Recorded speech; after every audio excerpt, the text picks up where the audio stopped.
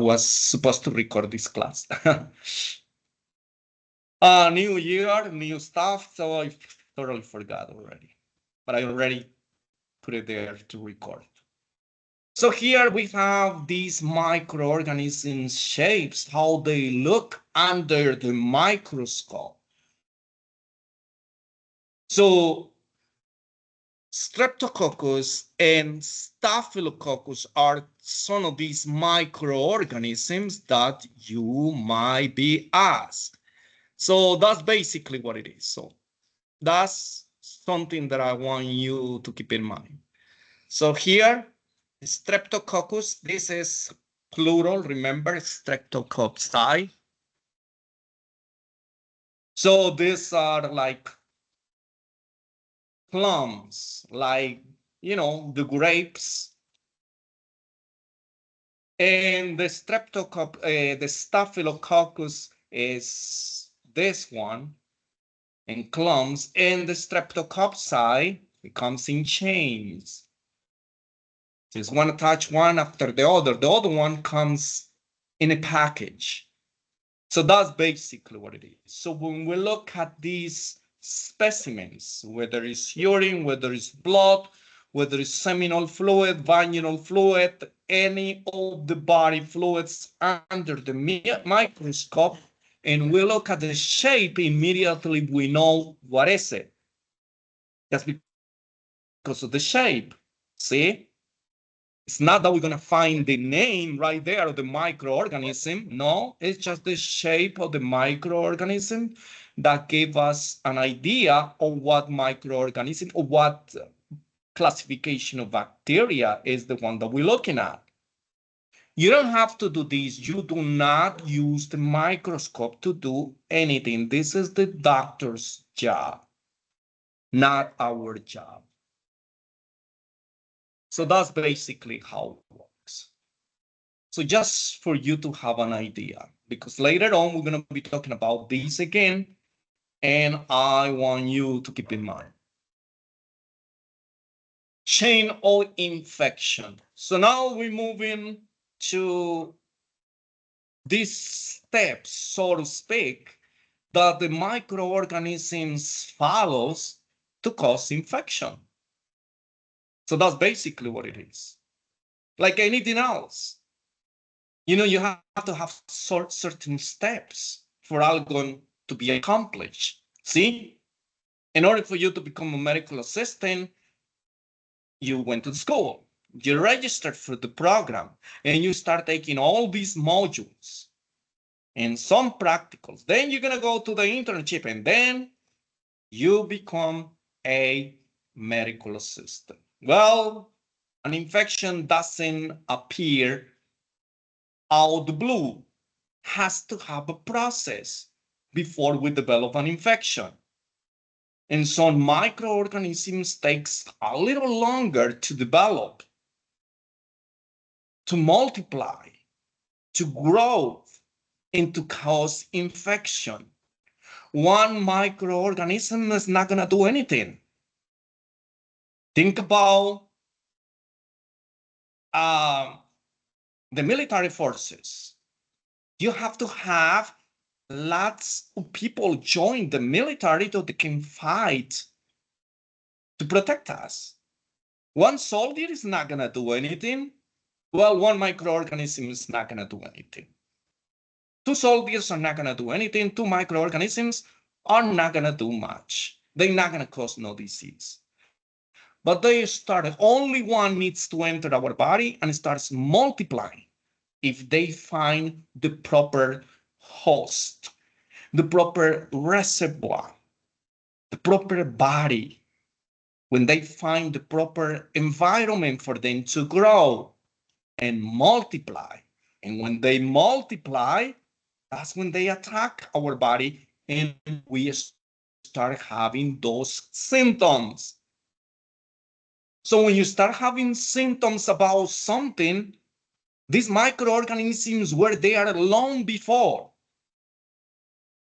So when you start like, oh, my throat hurts, having this scratchy throat and a little pain when you swallow, You say, oh, now I have, no, those are the symptoms now. But these microorganisms were there before, were multiplying long time before you start presenting with the symptoms. Now, when you have the symptoms, they are already attacking you before we're preparing themselves. So how this change starts? The first thing that we have to have in order to have an infection is to have the microorganisms that causes the infection, right? Makes sense. How are you gonna have rice if you don't, oh, I'm gonna eat rice, but you don't have rice. Well, you're not gonna have rice, right? So in order for you to have an infection, you have to have the microorganisms. So that's first of all. So which microorganisms are we talking about? Bacteria, virus, fungi, and parasites, which is also known as rickettsia. So that's basically what it is. But we don't use much rickettsia. We usually use parasites. But if you ever heard about rickettsia, those are parasites. So we have to have these microorganisms, these agent that causes infection first. If we don't have bacteria, there is no way we're going to have bacterial infection. If we don't have viruses, we're not going to have viral infection, and so on and so forth. So we have to have first the microorganism that is going to cause the infection. Now, having the microorganism by itself does not mean much, because remember, we have certain steps. We have a track to follow. Then we have to have the reservoir or the host. So who's the reservoir? Humans. Humans, people. We are the reservoirs. We are the reservoirs for every single microorganism. All of them, you name it, even though the ones that have not been discovered yet. We are the reservoir for them. Reservoir means we are the host. They come to us and they reproduce, they multiply, they grow inside our body. We are the perfect environment for all these microorganisms. So that's basically what it is. So that's the reservoir. So we need a microorganism, but then we need somewhere where this microorganism is going to grow, is going to multiply. Now, there is gotta be a way out of these microorganisms from the reservoir. That's called the route of exit. Usually I call it the port of exit. So think about this. Let's imagine, let's assume I'm the reservoir. I have a bacterial infection, viral infection, a fungal infection, a parasite. I will have one of these microorganisms. It grows inside me. Now, if it grows inside me, they're going to cause an infection inside of me. But we're not talking about only that, because this infection has to spread to other people. That is what worries us. Because remember, the chain of infection, we need to control it. That's what is called control or infection control. Because if this microorganism comes and infects one person and that microorganism from that person doesn't spread to anyone else, we shouldn't be worried. We just remove the person and says, hey, stay in your home. Don't go, don't get in contact with anyone until you get better. Not because you're going to pass the infection. Anybody can be around you because you're not going to pass it, right? But the problem is that you are the reservoir, you are the carrier. You have the infection. Now you have ports of exit because we have ports of exit. We have lots of openings on our body. So what are those routes of exit or those port of exit? Urine through the urethra. See, these are the openings to the urinary system. Feces through the anal canal, the large intestine. So that's a port of exit. Saliva, how through the mouth. See, blood. If the person has the infection in the blood, it's going to pass it when we get in contact with that person's blood. So there are different ways of passing. Now we have all the body fluids: seminal fluid, vaginal fluid, amniotic fluid, spinal fluid, you name it. Tears. Because the infections can enter to your eyes and then through your tears, and you can pass it on to someone else. See, you are crying and then you lean on somebody else's shoulder or cheek and you put the tears over there. Well, these microorganisms, we cannot see them. So they're going to move to the next person. Through your nose, you cough. Remember, we just went through this pandemic, the COVID-19, or the flu, or any other microorganism that can pass through these port of exit. When you cough, when you sneeze, when you talk, when you sing, when you do anything through your mouth, because these little droplets of saliva are going to come out from your mouth. And if the person is close to you, you're going to pass it to it. Remember how we went through this COVID-19 that we have to wear a mask? Not for a month, not for 2 months, that was for over almost 2 years. Still, people wear a mask. When I travel to the city and I take the public transportation, believe me, I wear my mask. I gotta protect myself. Because if I don't do it, who's going to protect me? Later on, we're going to talk about how to break that chain of infection. Now we're going through the infection. So there are many ports or infection, how these microorganisms from these infected hosts can come out. Through an open wound. See, you have a cut or you have a surgical procedure, or I'm drawing blood, I'm pinching your skin. I can get contaminated with you. I can get an infectious disease from you. So that's why we in the medical field, we have to be very cautious when we talk about infection. Because remember, we can get infection from someone else, or we can pass infection that we have to our patients or co-workers, visitors, anyone who comes in contact with us in the medical field. So number one will be the microorganism. Then number two, we're going to have the reservoir, the host, the carrier, then the port of exit. Number three. Now, number four. There's got to be a method or a mode of transmission.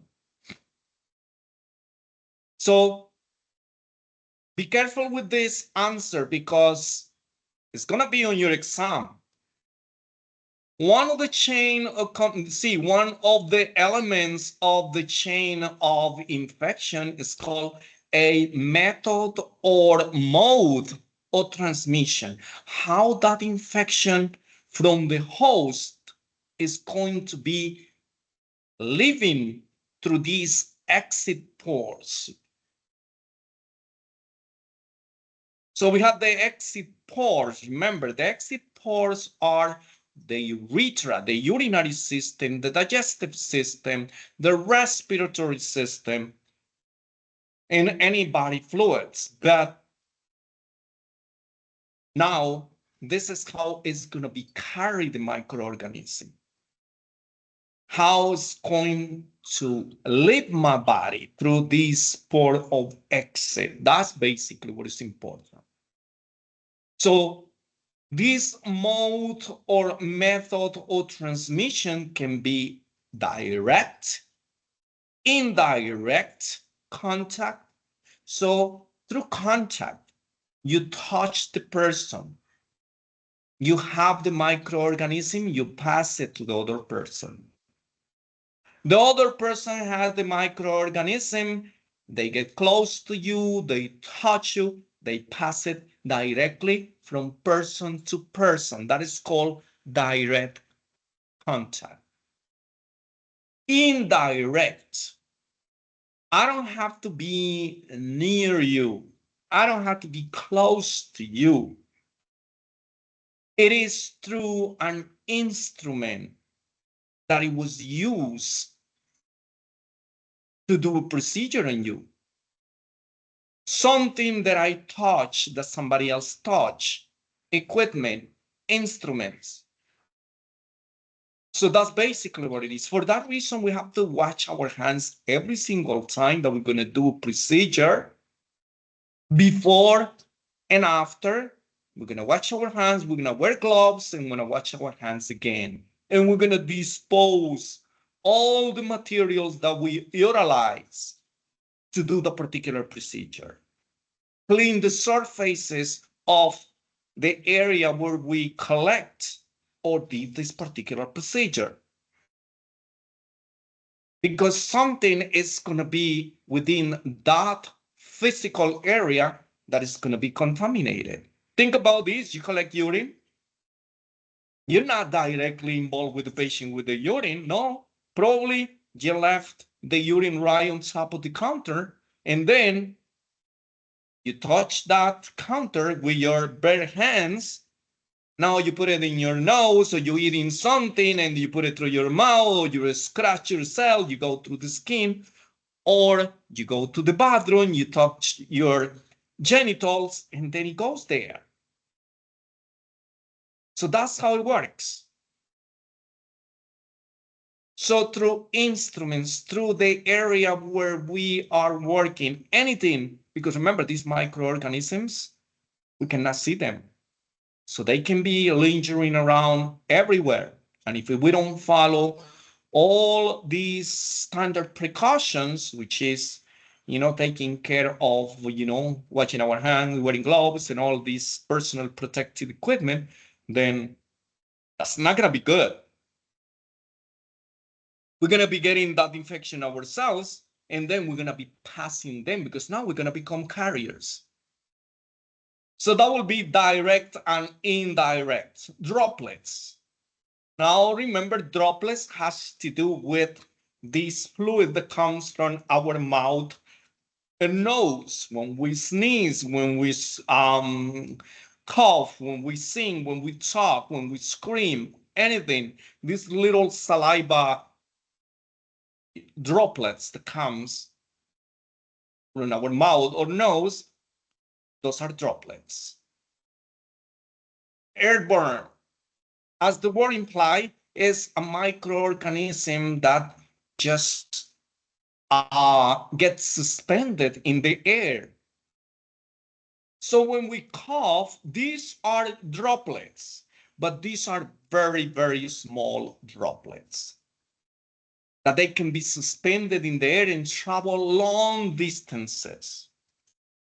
Droplets by itself, these are like the COVID. Remember that during the COVID, we have to be apart from the next person 6 feet apart, because that's how far these droplets, these little saliva drops, flies, and the other person can catch them and develop the condition. That's the reason we have to be a certain distance. Airborne, it doesn't matter how far you are. These droplets are on the air. Nobody can be around you. But then you develop the condition because the microorganism is within the air. Somebody sneezes somewhere else, in another state, in another country, and that microorganism is gonna fly until it gets someone who is going to breathe them in and is gonna harbor them, and they're gonna grow inside you, and you're gonna become sick, and whoever else gets close to you gonna become sick too. So that is airborne.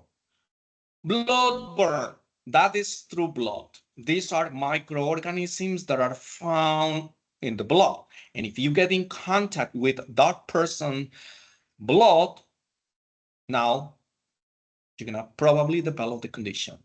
So that's basically how it is. Last but not least, vectors. Vectors are these insects that carries disease. For those who took, well, you didn't take phlebotomy with me, but anyways, I talk a little bit about this in a different module. The vectors are these insects, like the mosquitoes. The mosquitoes produces malaria, they produce the chikungunya, they produce the typhoid fever, they produce a lot of things, diseases that can kill us. So what I'm trying to tell you is that these mosquitoes, they do not produce the disease. They carry from the person that they bite. And if this person is contaminated and they bite then and then come and bite another person, and they have these little antennas or needles or whatever you're going to call that sting us, then they transmit that blood, contaminated blood from the patient or the other person that they bit to us. Now we have the infection. So it's not that the mosquitoes produces the infection. They do not. Can you imagine if that was the case here in Brazil, where I am right now? I've been bitten by several mosquitoes already. I will be having all these conditions. No, because the mosquitoes that are in my area, they are not contaminated. They haven't, bitten someone who had the condition and then bit me, and then I will be in trouble. We have the ticks. Remember, those are other vectors. Ticks from these wild animals that they survive from their blood.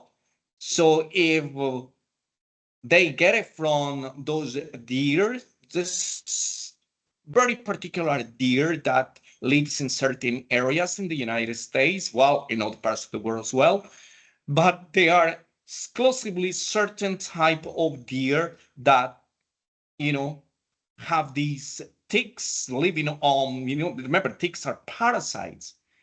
So these ticks are on the skin of these deers, and they suck the blood from the deer.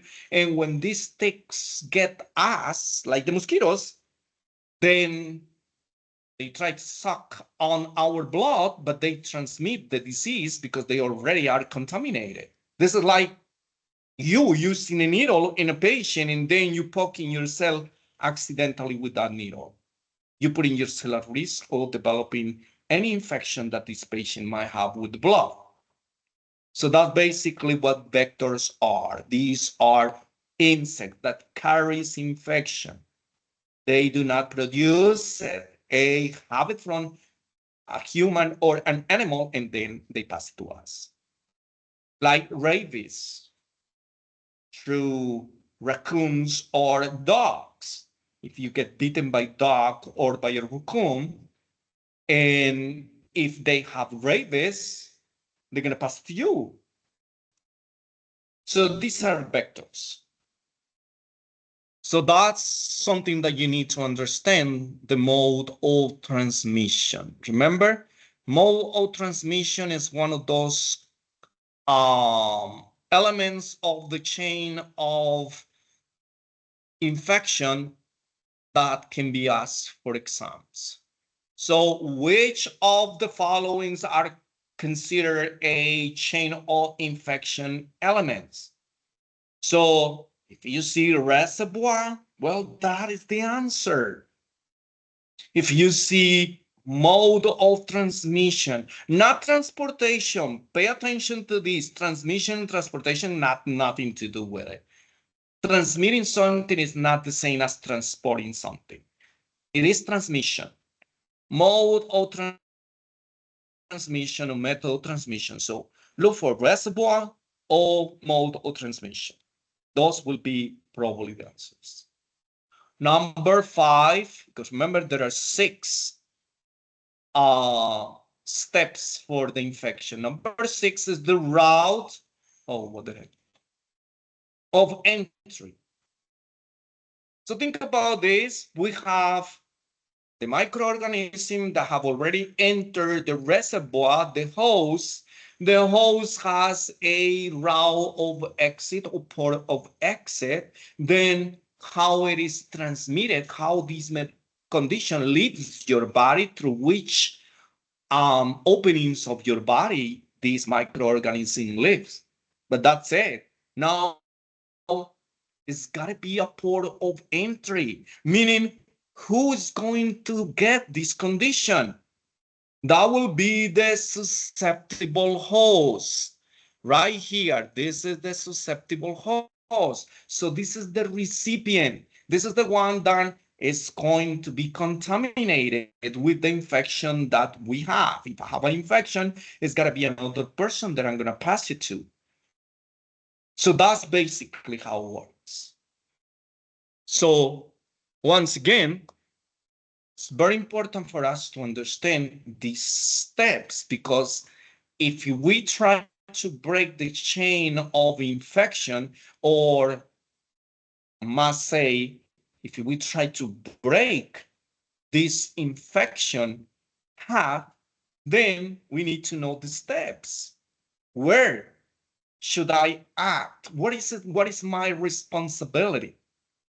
It is not your responsibility to eliminate every single microorganism.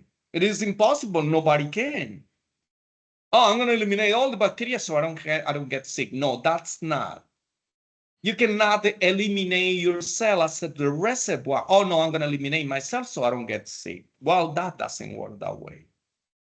But we can control everything else. How we are going to transmit these infections to someone else by using the personal protective equipment. So if we have it, we are not going to pass it to someone else.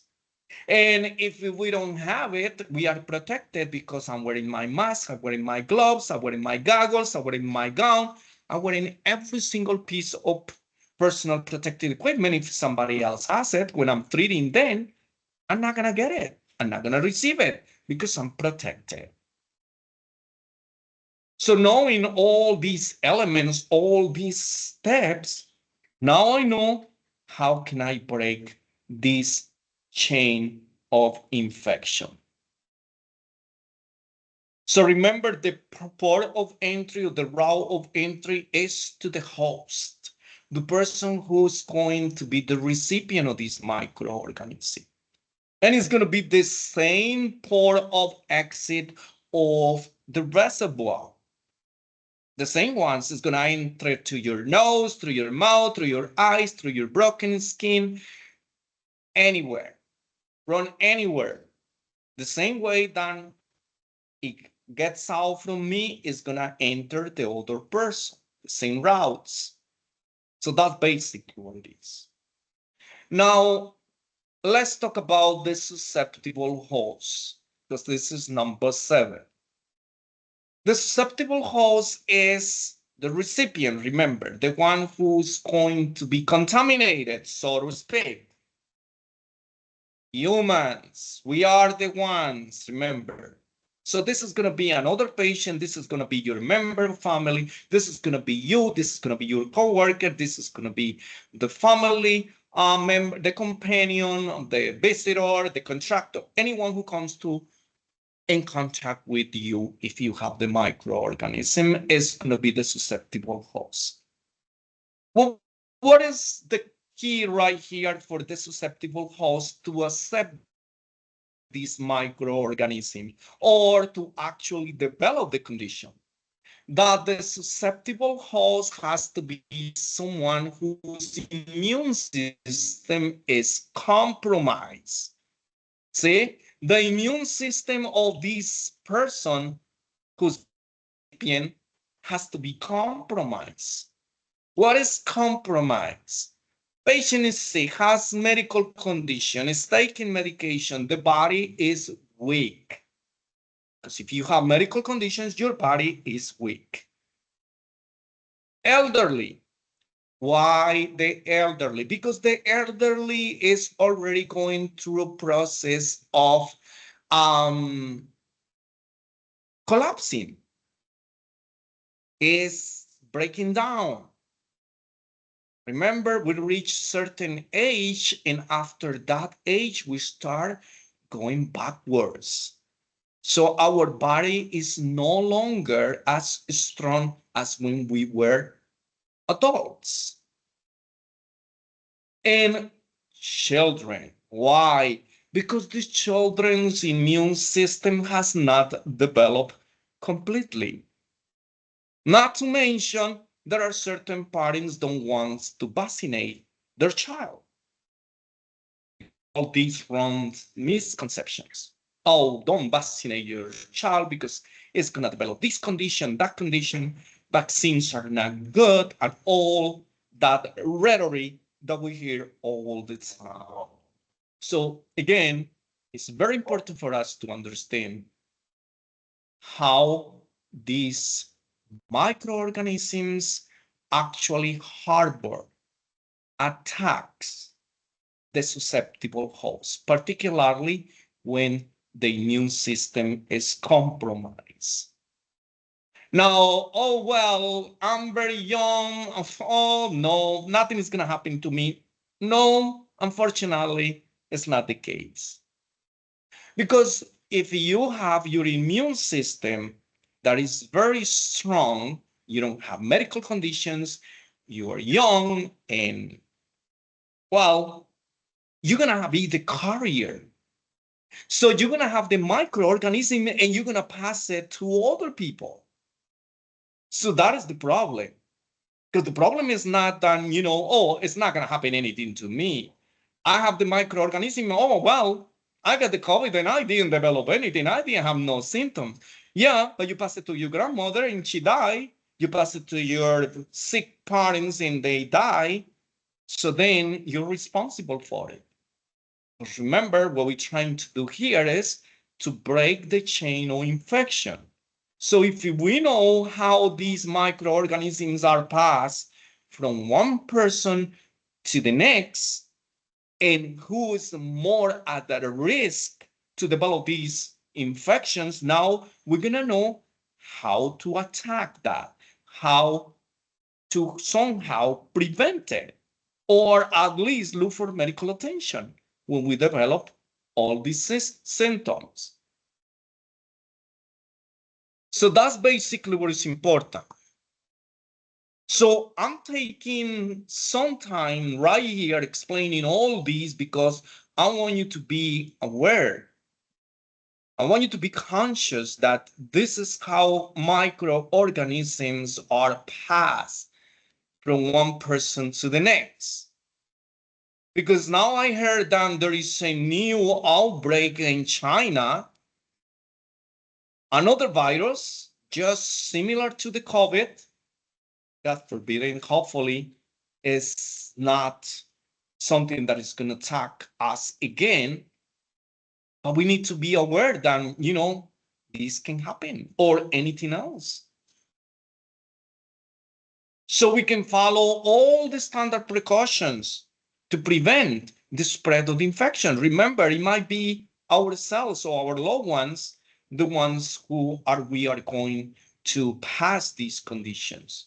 Because remember, in the medical field, we're going to be handling all these patients. And if we do not protect ourselves, it's not just affecting ourselves, but the people that we have, contact with. And these people is our loved ones, our family, our close friends. So we need to learn this to protect ourselves and to protect others. So that's basically how all this works. So it's very important that we are, serious about this. Other than that, it's gonna be a little tough. So here is the chain of infection, how these microorganisms passes from the host. Remember, you have the microorganism that enters the reservoir, then has a port of exit, and then moves to the susceptible hosts through any other means, remember, mode of transmission, and continues the cycle, because this is a cycle. One person gets contaminated, this person spreads the infection to someone else, that to someone else, and another one to another one, and to another one, and that same one that makes you sick, makes sick other people, and you're gonna make sick other people, and those gonna make sick other. Remember, that's how the pandemic develops, and it moves across the world, because that's exactly what happened with COVID-19. So we have to be very, very serious about this. So that's the chain of infection. Now, once again, which organizations are, responsible for creating these guidelines to protect ourselves against these microorganisms, to propagate, to diffuse all this information about these microorganisms? Centers for Disease Control and Prevention. Remember the Centers for Disease Control and Prevention, which is mostly known by the CDC. So get familiar with the CDC. It's a very important topic. So remember, the CDC is the one, the organization that receives all the information about all the patient's conditions. So when we diagnose a patient, this diagnosis goes to the CDC. We as doctors, we have to report every single condition, everything. If I diagnose you with hypertension, the CDC knows. They don't know your name, they just know statistics. They just know, oh, another person developed COVID, another person developed HIV, oh, another person in New York, in this particular hospital, in this particular neighborhood, this particular gender, this particular race developed this condition. So every single person that develops every single condition in the world, it is reported to the CDC. And the CDC reported to who? Well, not to who, it's not a question, to the World Health Organization, that is called, by the acronym WHO. And that's how we know what conditions happens in every country. What's going on in China right now, because we have WHO, the World Health Organization, because we reported to the CDC and the CDC reported to WHO. So every single country reports all the conditions to the CDC, to their own CDC. And their CDC reported to WHO, which is one organization that represents all the statistics of all the medical conditions in the world. So that's basically what it is. So These Centers for Disease Control and Prevention created something that is called Universal Precautions that was enacted in 1987. Don't worry about dates.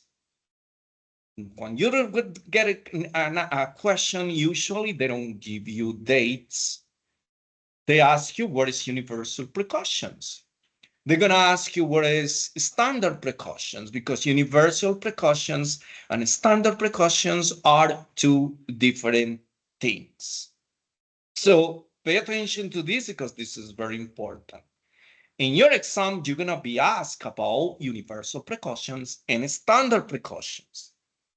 So what is exactly universal precautions? So universal precautions is a set of control guidelines for healthcare workers. And what is the purpose of these guidelines? To prevent the spread of infection. But this infection is through body fluids. That is it. So that's universal precautions. Every single person that we get in contact with, regardless of who they are, whether they look sick or not, we have to consider them as if they were contaminated. So that's universal precautions. It's a general precaution that we have to take as a healthcare workers, particularly because we have two major, serious, very easy conditions that we can develop through these body fluids, which are hepatitis B and HIV. These are the most common conditions for healthcare workers because it is transmitted through blood. And we are dealing with blood all the time. Even though if you're a medical assistant, you're dealing with blood all the time. How so? Because you're going to be drawing blood. Somebody's going to be drawing blood. You're going to be going to that lab when they collect the blood. And if a spill of blood, it is left without cleaning, without sanitizing, without disinfecting that particular area, and you get in touch with it, and you put your finger somewhere else in your mucous membrane, your mouth, your eyes, because we rub our eyes with our hands all the time we eating things, we put it in our mouths, we scratching, we touching ourselves when we go to the bathroom, we kind of, touch certain private areas where we have this mucous membrane with these microorganisms are going to grow very fast. So that's why we have to be very, very careful with these terms. Now, standard precautions, which was instituted in 1996, that was something that I gave you last time because this has to do with, remember, HIPAA as well. But here is using the standard precautions. Here is using all these PPEs, personal protective equipment.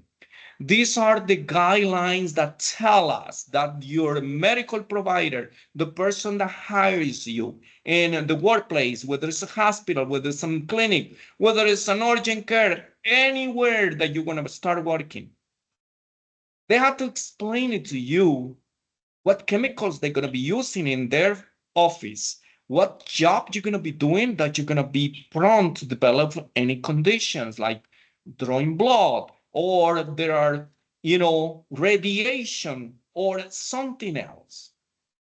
So that is basically what it is. So here we are going to talk about, all the guidelines for the hospital, the clinics, to give us that information to know, to warn us what's going on, what is it that we're going to be exposed to it, and to provide all the equipment that we need to protect ourselves at no charge. You're not going to start working in a place and they're going to tell you, oh, you have to bring your gloves. Oh, you have to bring needles if you want to draw blood. Oh, no, I work for you, so you have to provide me with everything.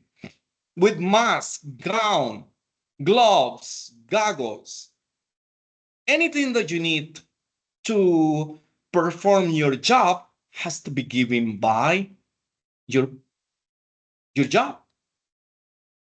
So that is standard precautions.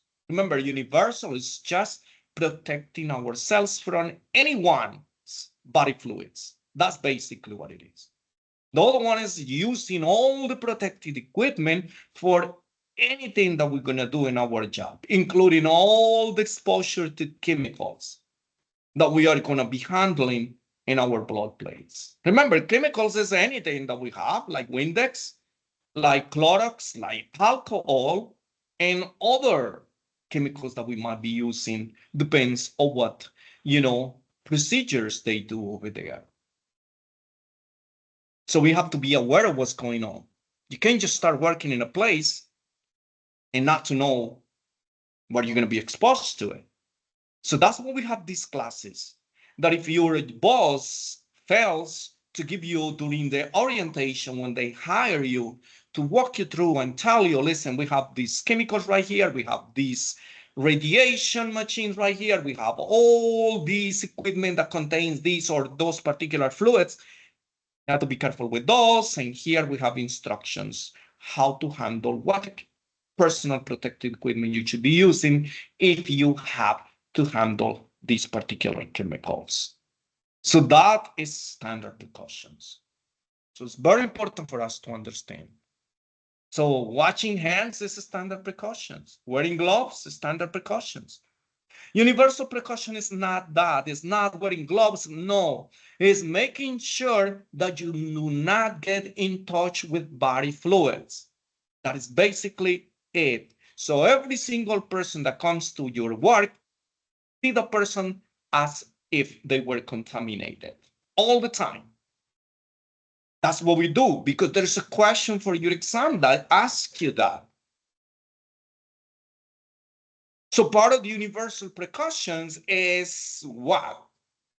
Something like, I don't know the questions, I don't see them, but I have an idea because my students tell me after they take the test. So I'm writing them down in my brain, and sometimes I forget some of them, right? And then I add it to my lectures because, well, I want you to pass that exam. I want you to do good so you can, get a good job. So that's basically what it is. So pay attention to all of this because that's basically what it is. So part of the universal precautions is, and you look where a statement that it says, you have to consider every single individual as if they were contaminated. Whenever you see someone, oh, this is contaminated, this is contaminated, this, because that is going to force you to think to protect yourself.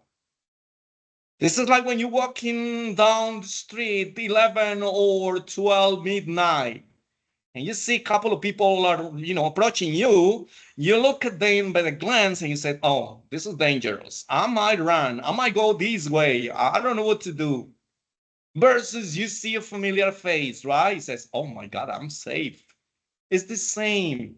But you do not do that with universal precautions. Everyone who comes to your place for help or for assistance, consider then that they have something that you don't want. And that's how we're going to protect ourselves. That's universal precautions. Okay. Any questions, anyone, up to now about infection control and these two major organizations that, set up all these regulations and guidelines so we can protect ourselves.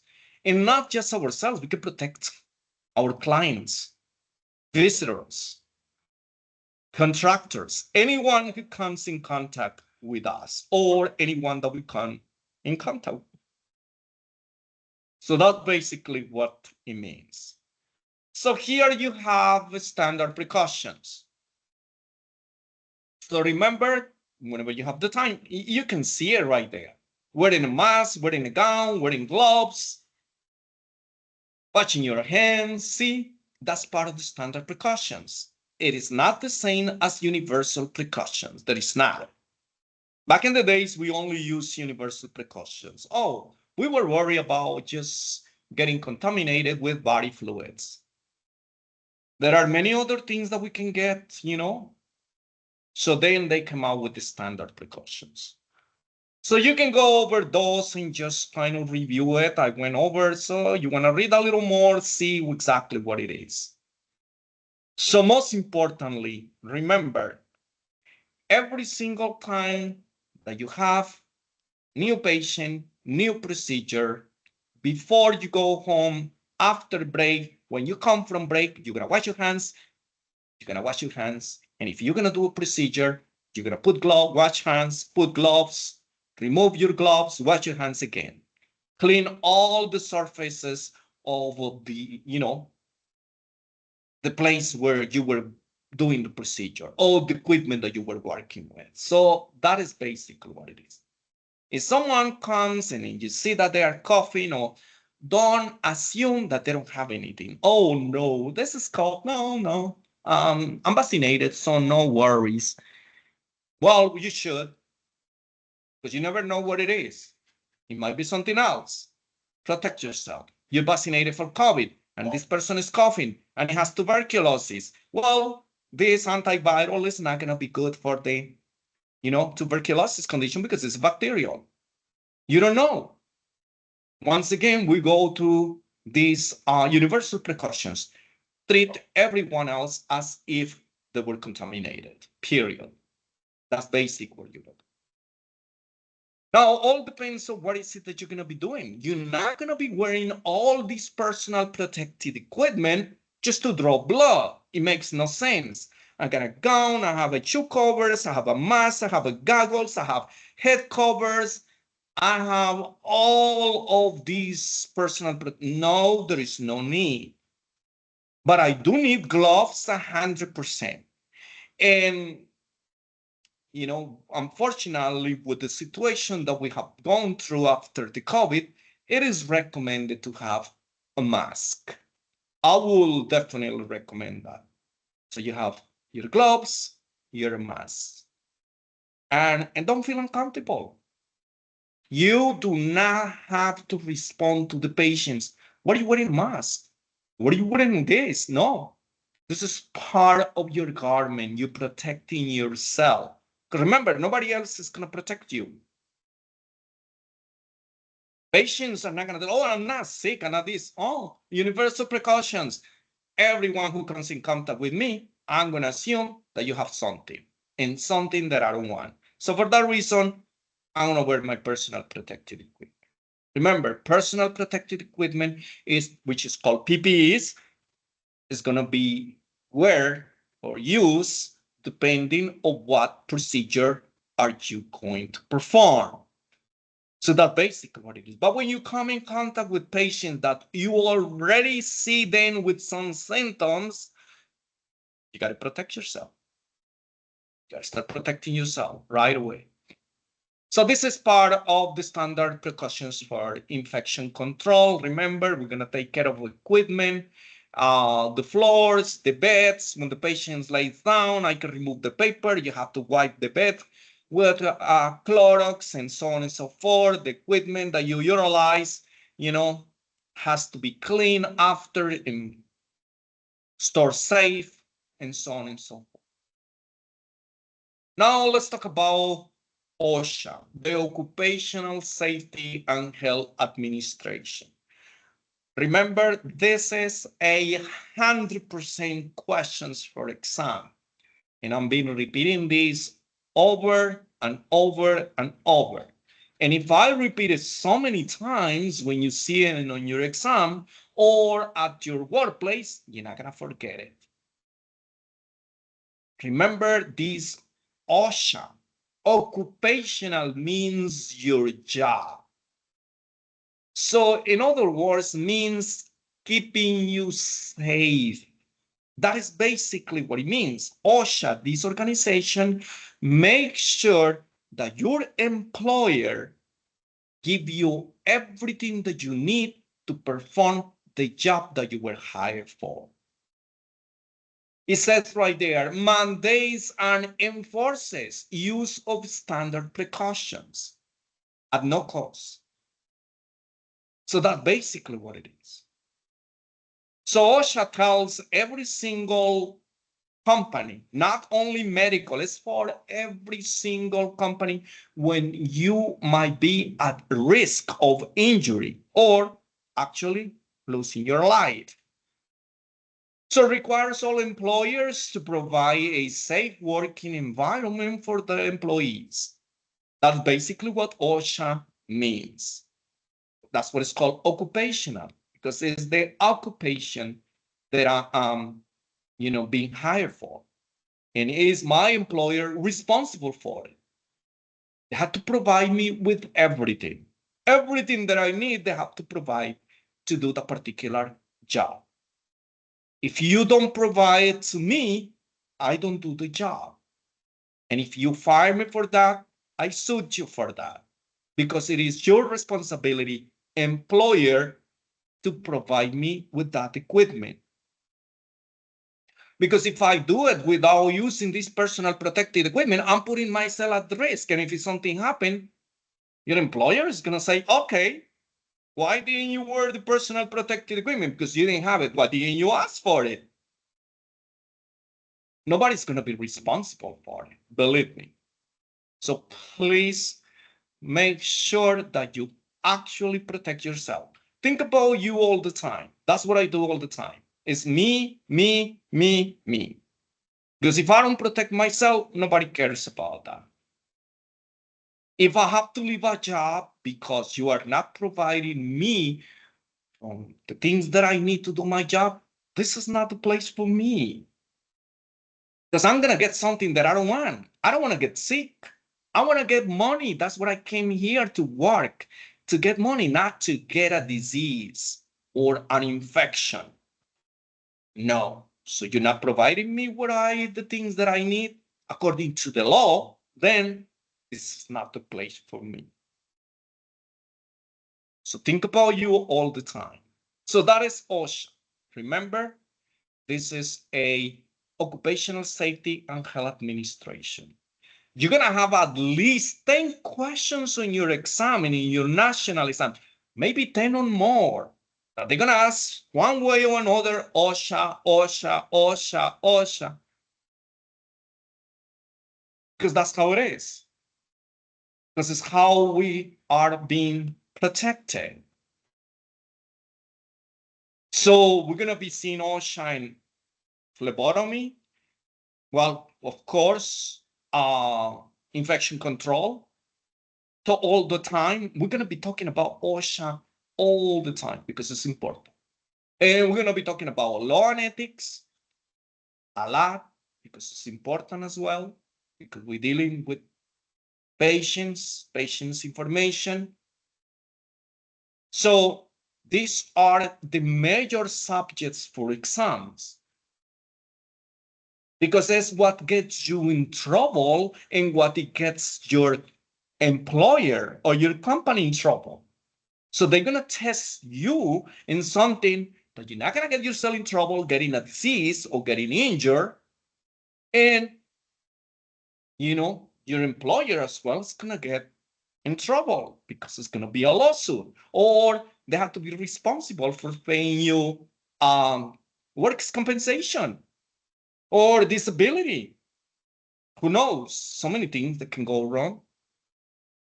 So be careful whenever, you're doing something, because if you don't know exactly how it works, don't do it. Don't do it without the proper personal protective equipment. Don't manipulate. Don't handle anything that you're not familiar with, because there are chemicals out there that, spread some fumes and you can breathe them and get you sick. They're not going to get you sick immediately. They're going to get you sick after years. Now, you suddenly become sick and it says, oh, how did I get sick? Because you were handling all these chemicals and you didn't wear the personal protective equipment. So here it is, what I mentioned before, requires training for management. Now, what is the training for management of what? Weights or hazardous weights? Now, hazardous weights is anything that is a biological risk. All these bodily fluids, remember, everything that comes from our body, including tissue.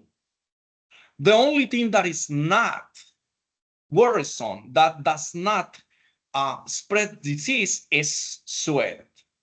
Up to now, remember, sweat is the only body fluid that does not spread infection yet.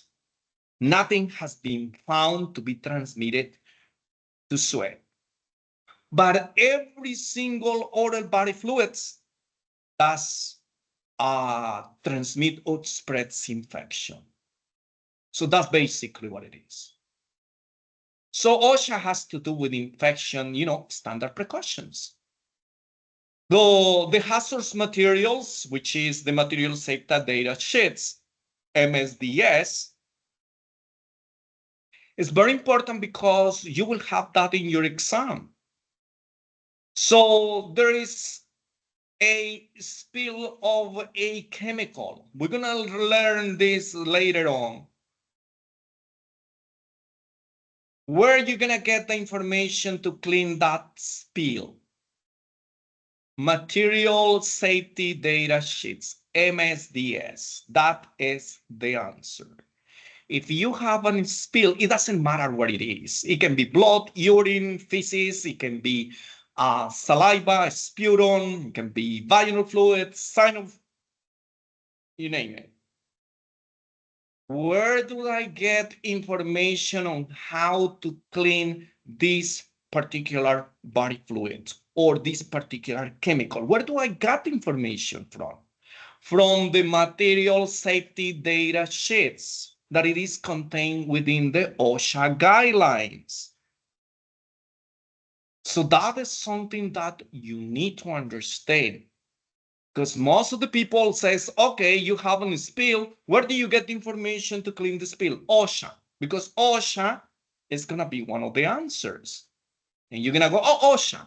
No, OSHA is the big umbrella. But under the umbrella, you're going to have the hazardous waste, the infectious waste. Because remember, for the infectious waste, you're going to have standard precautions.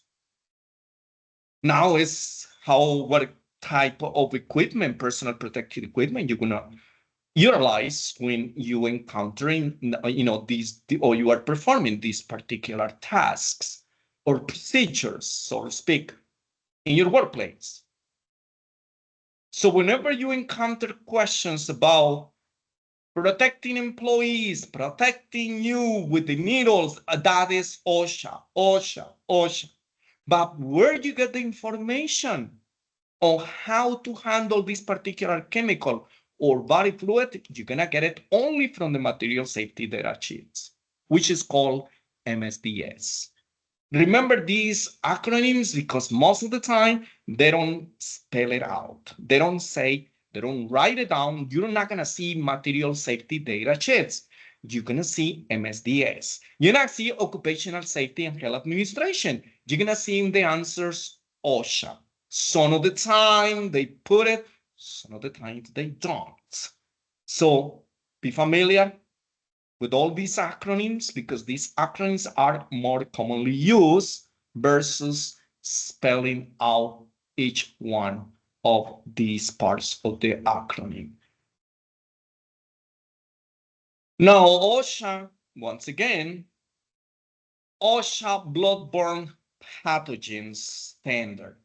Now, OSHA has to do a lot with every single microorganism, but they are very involved with anything that is exposed through blood. So that's something that you have to keep in mind. So that's basically what it is. But whenever you have a question that has to do with you protecting yourself against getting or catching these microorganisms, that is OSHA. Getting the information of how to do this procedure and what type of chemical is it, now that is the MSDS. Remember, so that's something that you need to understand. I'm gonna draw blood.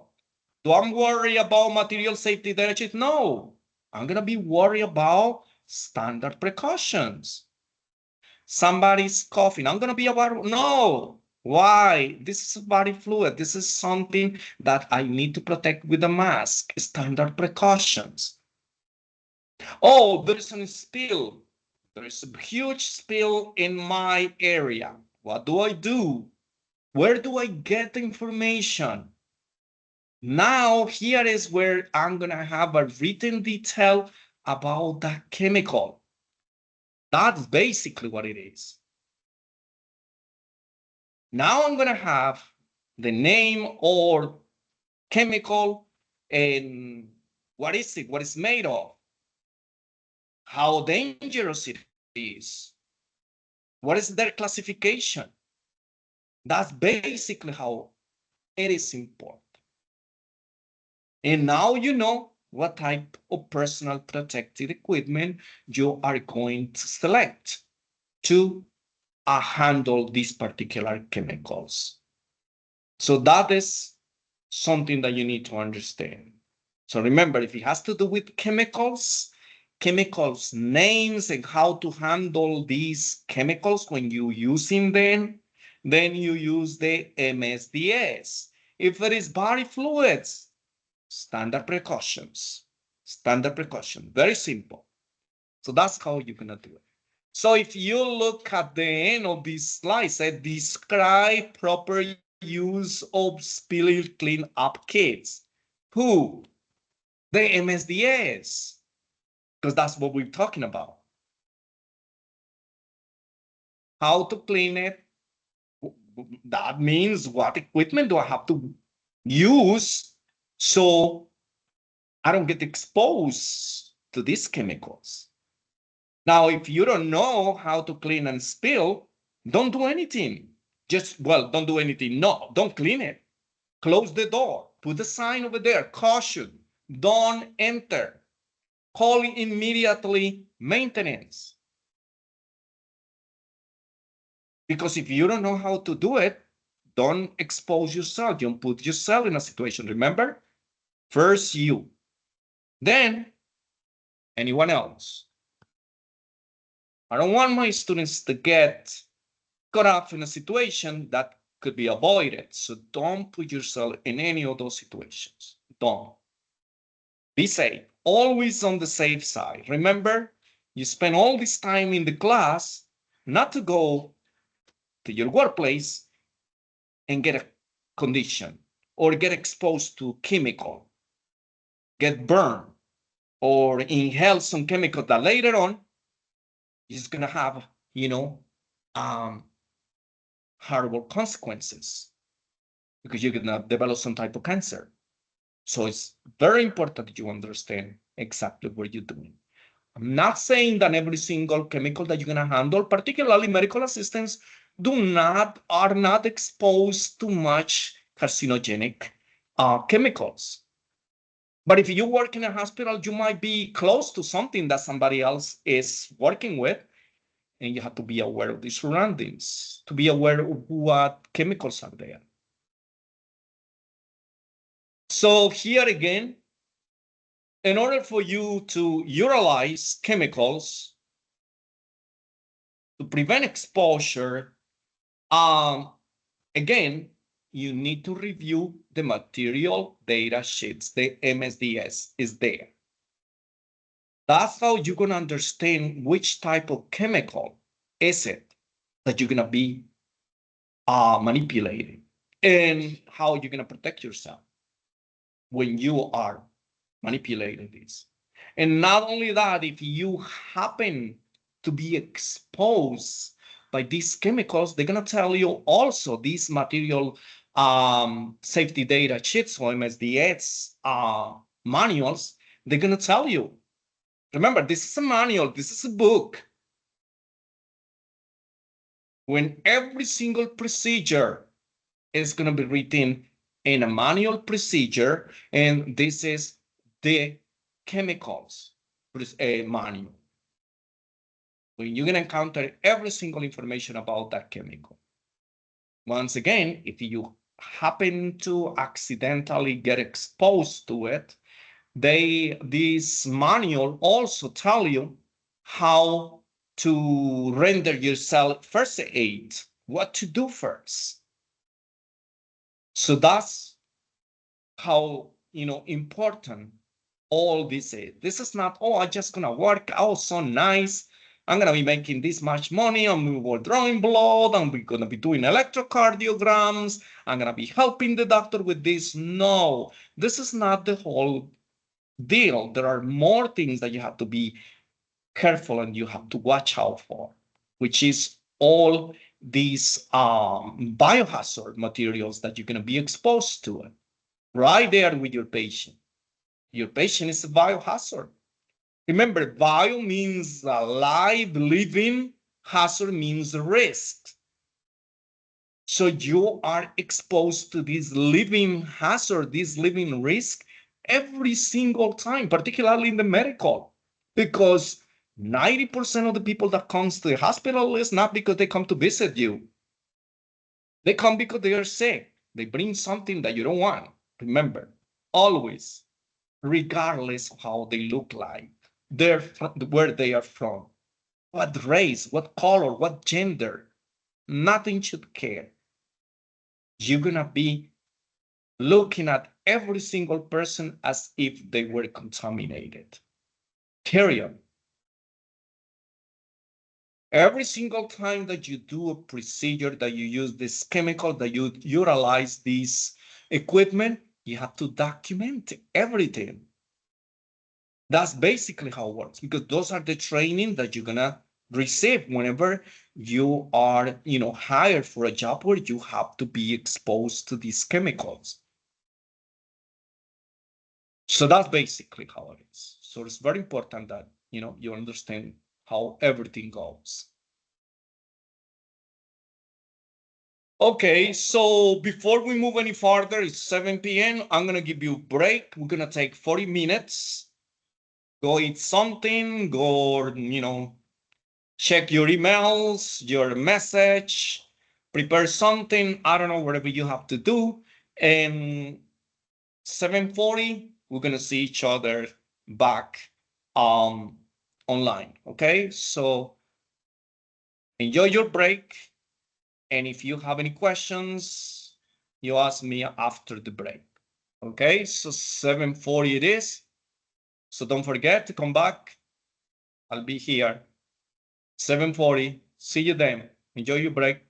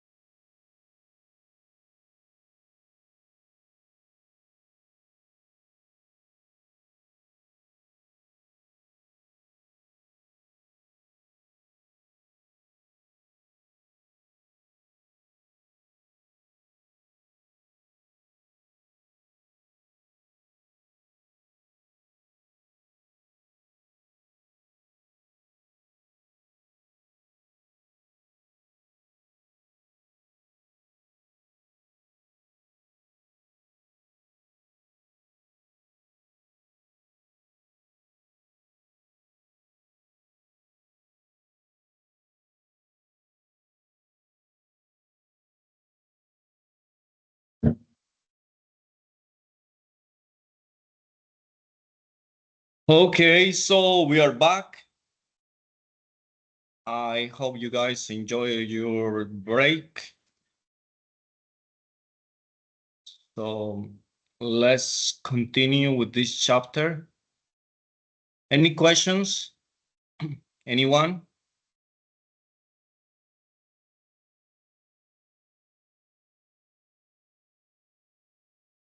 No? Okay. Let's see. Okay, so let's continue with OSHA. Says OSHA employer requirements, exposure control plan. Now, pay attention to this. This is very, very important. OSHA, whenever you have a question from OSHA, exposure control plan is part of OSHA. So that's basically what it is. So whenever you have a question and it says, okay, what are the regulations? What are the requirements for OSHA? The employer has to keep an exposure control plan, meaning it's a book, a manual. So again, where you are going to know exactly what tasks you are going to be handling is going to be written in this exposure control plan. If it is part of your job to handle this particular chemical, how you're going to go about doing the procedure and knowing how to protect yourself. So you're going to know what exactly personal protective equipment you are going to be utilizing for the performance of that procedure. Now, one of the regulations or requirements from employers, remember your employer is obligated by OSHA to provide you with all the personal protective equipment. I said that before.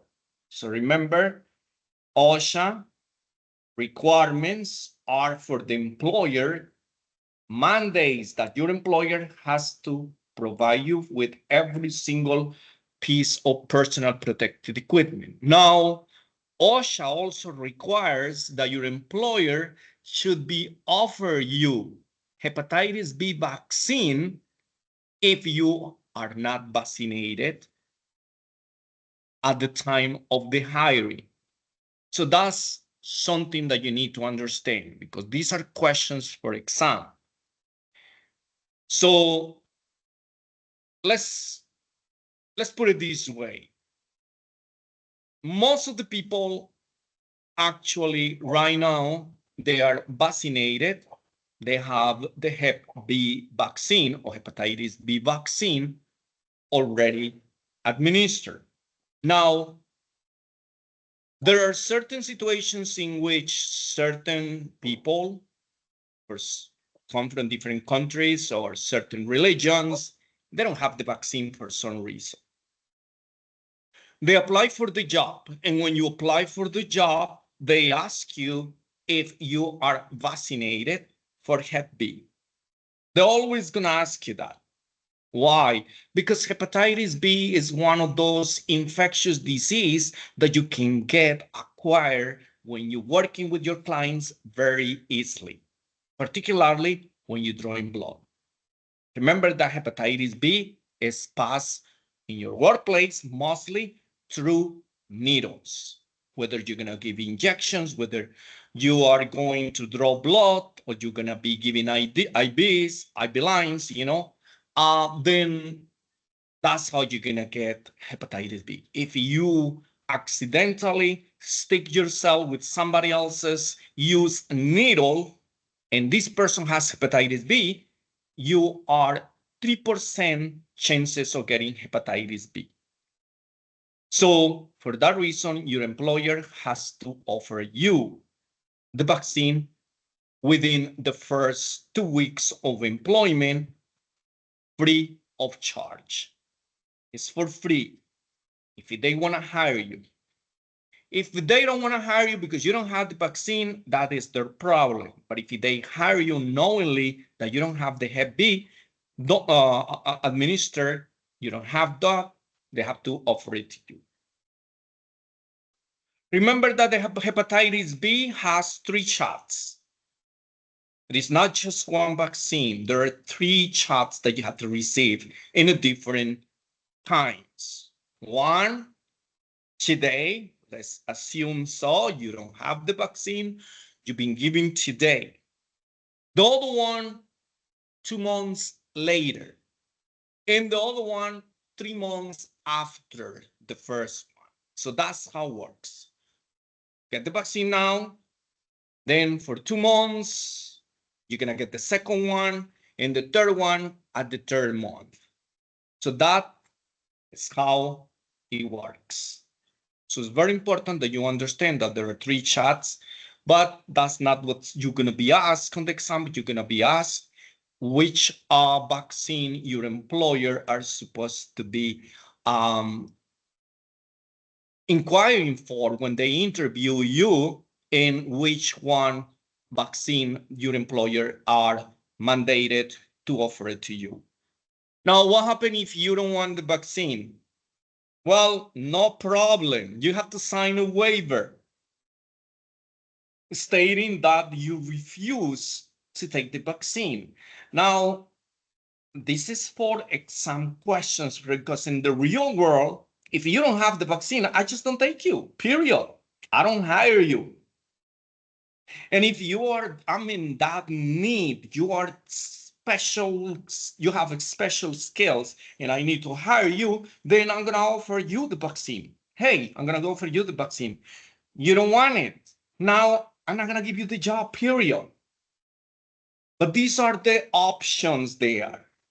And usually, because there are options to protect the employees, these are questions for exam.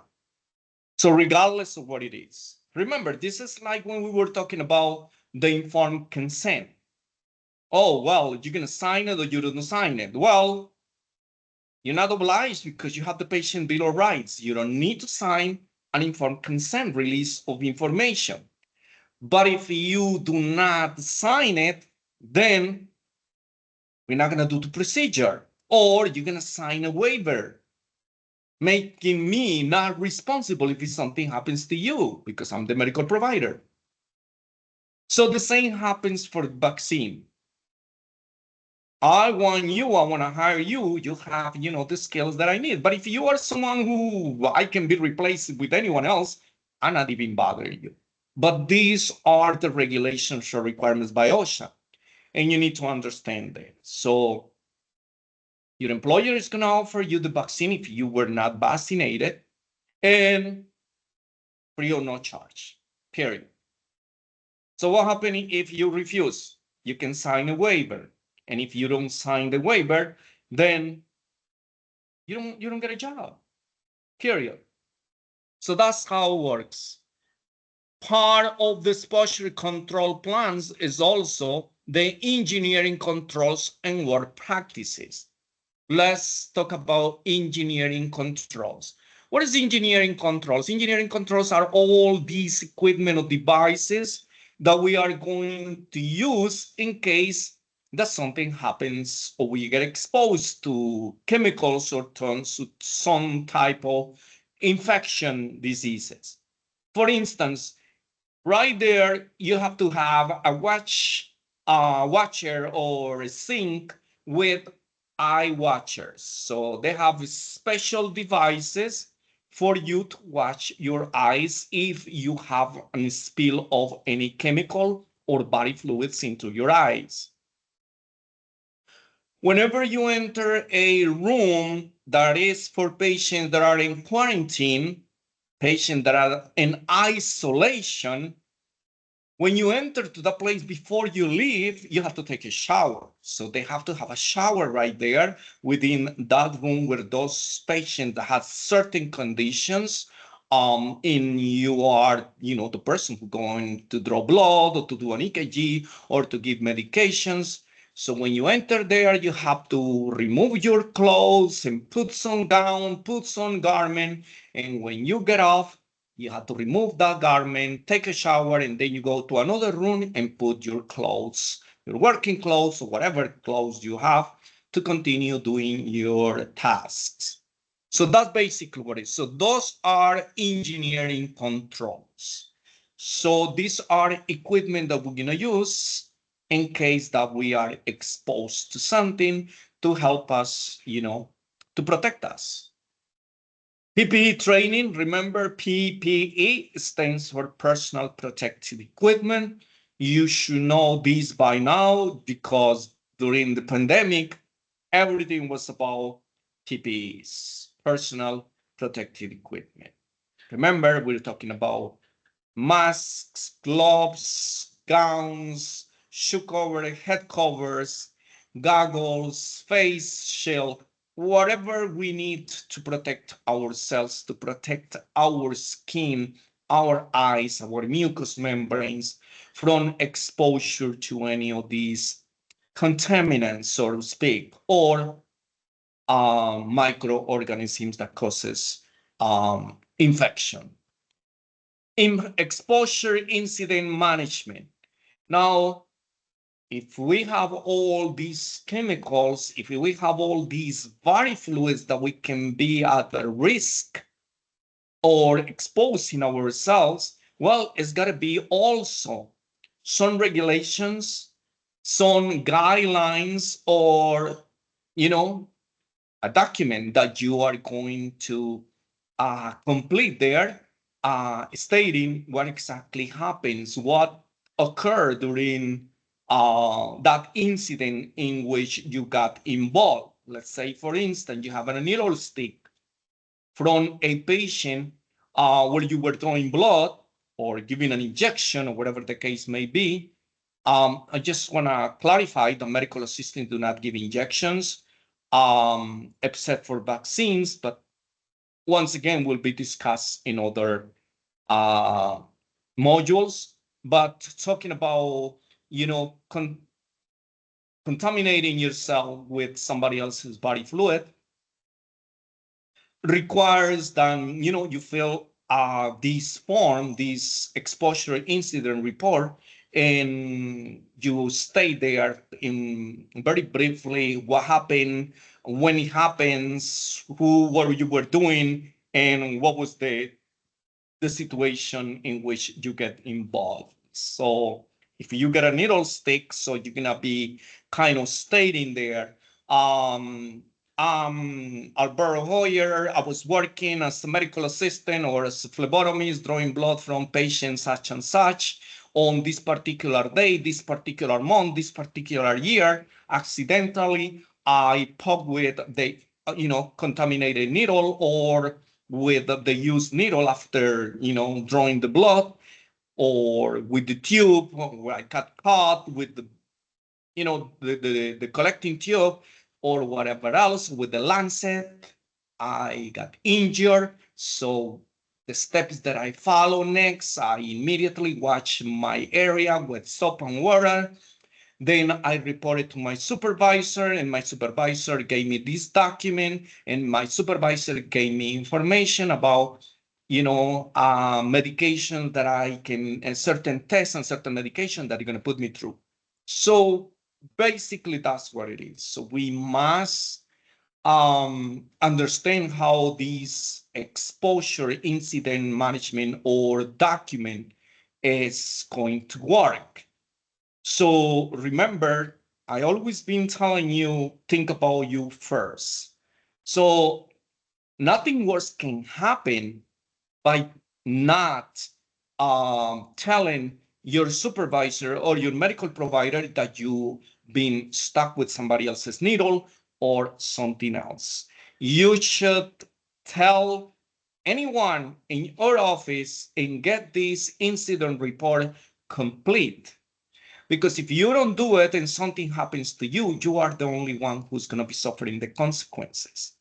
Remember that if something happens, sometimes, I have encountered this situation when I was a resident. in one of the hospitals in New York. I have some of the other residents and other medical students and nurses, they got stuck with the needle and they were afraid to tell someone, oh no, I'm not gonna tell. Oh no, this is not as serious. No, the patient doesn't have anything. Remember, universal precautions, think that every single patient has something that you don't want, that every single patient might be contaminated. So the point here is that not all of the people that got stuck with the needle developed hepatitis B or HIV, but there were a couple of them that did. So remember, there are 3% of contaminating yourself with hepatitis B. If you stuck with the needle, there's 3% chances and 0.3% chances of acquiring HIV if you accidentally, poke yourself or stick yourself with a contaminated needle. So you don't know. Chances are.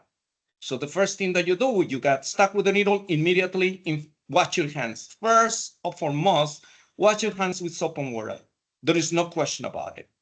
Try to get rid of whatever it is there, probably is in the surface, squeeze the finger, squeeze the palm of your hand, or whatever area of your body when you get poked, squeeze it, wash it with soap and water for 5-10 minutes, and then tell your supervisor, I just got stuck with a needle when I was drawing blood, when I was doing this.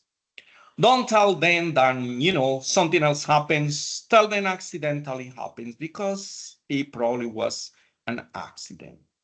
So basically what it is, then your supervisor is going to give you the exposure incident report and you're going to complete and you're going to write it down there what happened, where you were, what you were doing, which day, which room, what is the patient's name, everything has to be there, very brief.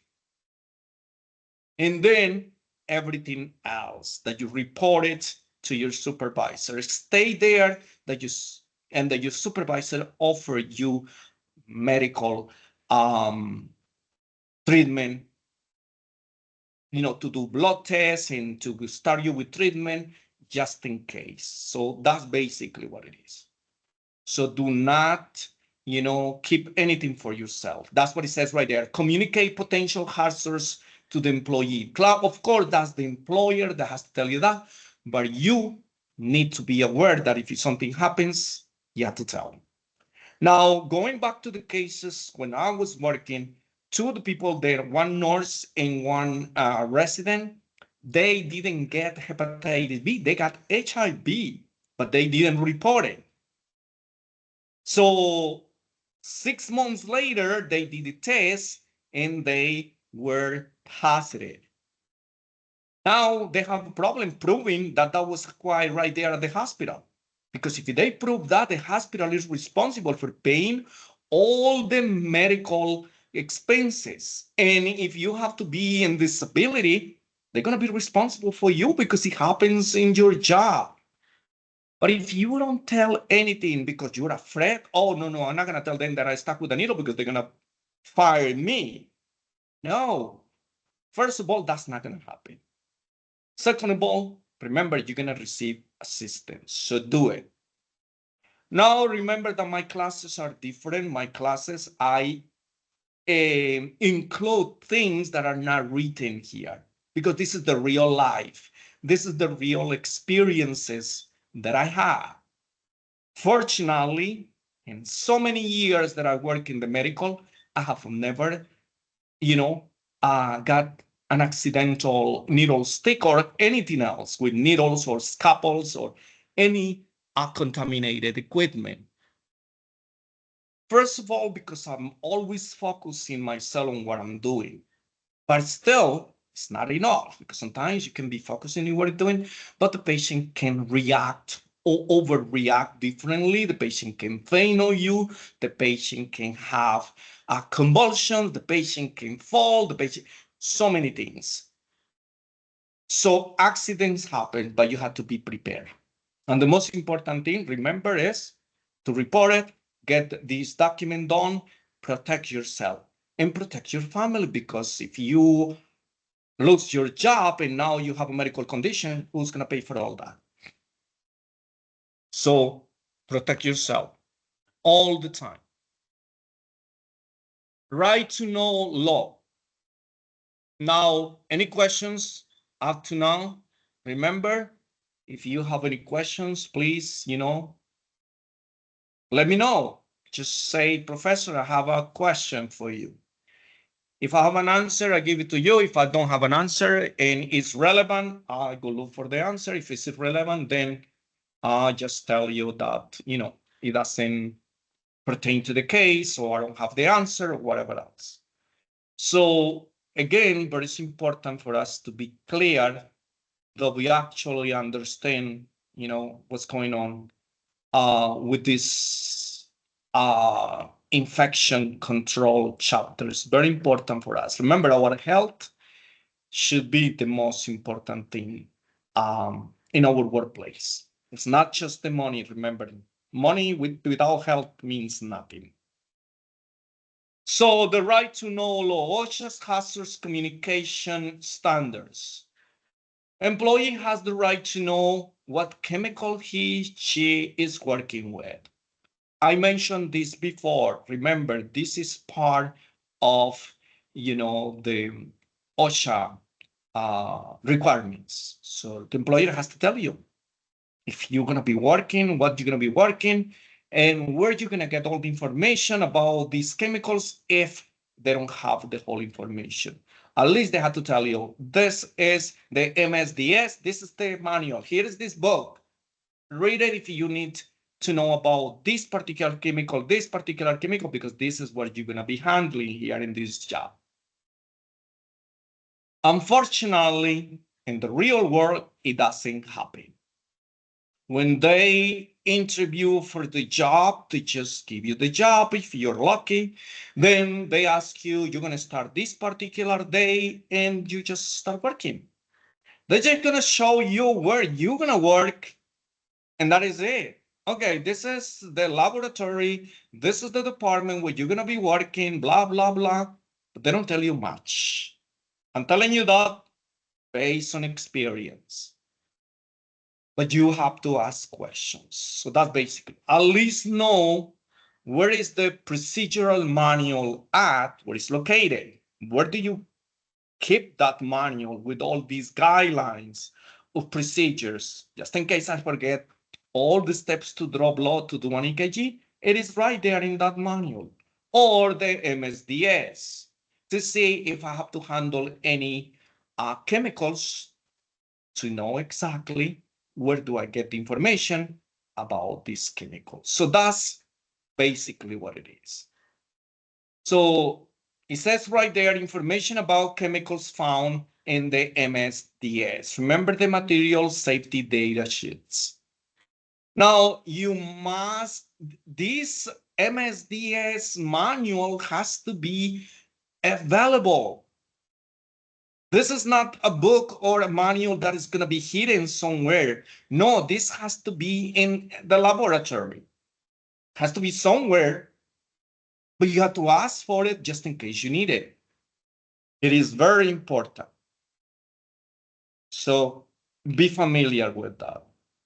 If they don't have one, well, that's a red flag right there for you. So here it is in yellow again, the material safety data sheets information on MSDS. Think about that. What do you see? What do we find in these material safety data sheets? What is the information contained within this book, this manual? Identify the chemical. Remember, I've been saying that since we start this OSHA part of the chapter. It identifies what chemical are we dealing with. What is the chemical name? The scientific name, the brand name, the chemical name, all those things are going to be there. The formula, even though we don't need it, but that's how it is. List the physical and health hazards, meaning if I get exposed to this chemical, what can happen to me? So that's basically what it is. Precautions for handling these chemicals.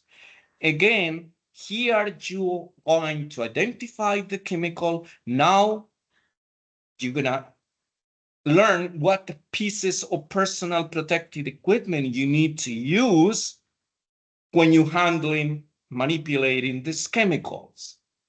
So that's basically what it is. You are going to identify whether this chemical is a carcinogen or not. Remember, many chemicals, except for, Clorox or bleach or hypochlorite, this same thing that we use, or alcohol or peroxide or iodine, those do not produce cancer. But there are other chemicals more stronger than that might cause cancer if you get exposed to it. But this is an exposure on a long periods of time without utilizing this personal protective equipment. But you need to know that these chemicals are carcinogens prone. Also, these material data sheets or safety data sheets might have written their first aid procedures if exposed.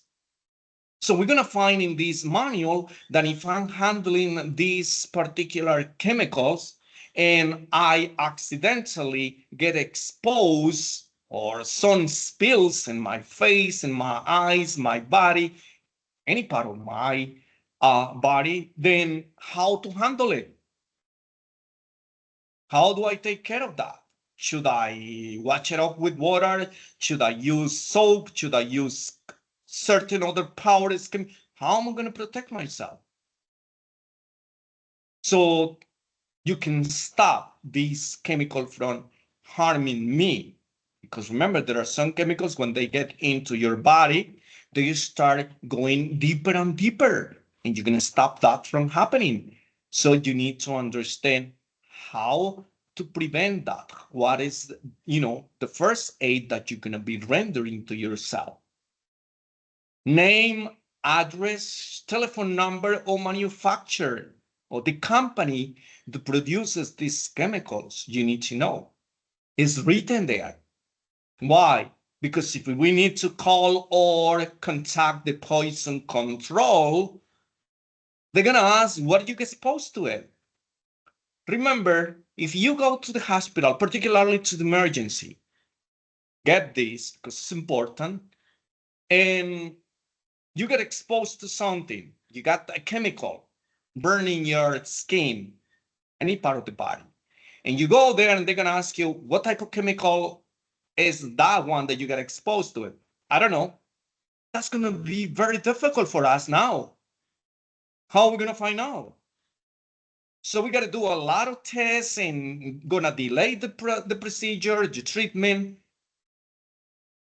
Probably you're going to suffer more. Probably it's going to be too late to assist you. So we need to know what you were exposed to it. That's why every single chemical has a label. Every bottle, every chemical package, they have a label with the name at least of the medication. If you took some medications by accident or intentionally, it doesn't matter, or somebody else gave it to you, we need to know what medications are so we can act immediately to know if we have an antidote or we have to do stomach lavage. What is it that we have to do? So we have to have all this information. And where do we find all this information about the chemicals? The MSDS. So this is very important for you to understand. So after all these, repetition of this MSDS manual, I hope you know that you get this. So if you have a question related to that, then you can actually sorry, you can actually get the answer with no trouble. But most importantly, that you're gonna be able to understand, what to do when you're at work. It doesn't mean that everything that you're gonna be handling is gonna be a carcinogenic. No, probably not. Not carcinogenic at all. Particularly as a medical assistant. But you don't know where you're gonna be working because you're working when they do lots of procedures, they're gonna do lots of chemicals to sterilize things, which we'll cover later on in this chapter. So for now, just pay attention to these details because it's very important for you to understand. Here is an example of the material data sheets for only one medication. It's not for all, it's every single chemical that we have in our laboratory or in our department or in our hospital is gonna be here. So every single medication is gonna have all the details about the medication or the chemical. So that's how it works. So again, it's very important that you get familiar. Just read it whenever you have some time. You don't have to, but just for you to understand, because most of the information I already gave it to you. What is it that the material safety data sheets actually holds? What is within, remember, MSDS? So all this information. Let's continue with this OSHA biohazard symbol. There was a time that they have this symbol in your test and you need to identify it. So I don't know if they still have it on your exam, but I'm just telling you because it's very important. So they have different little, logos and symbols, and they're gonna tell you which of the following is considered a biohazard symbol. And you just have to identify it, which is this one.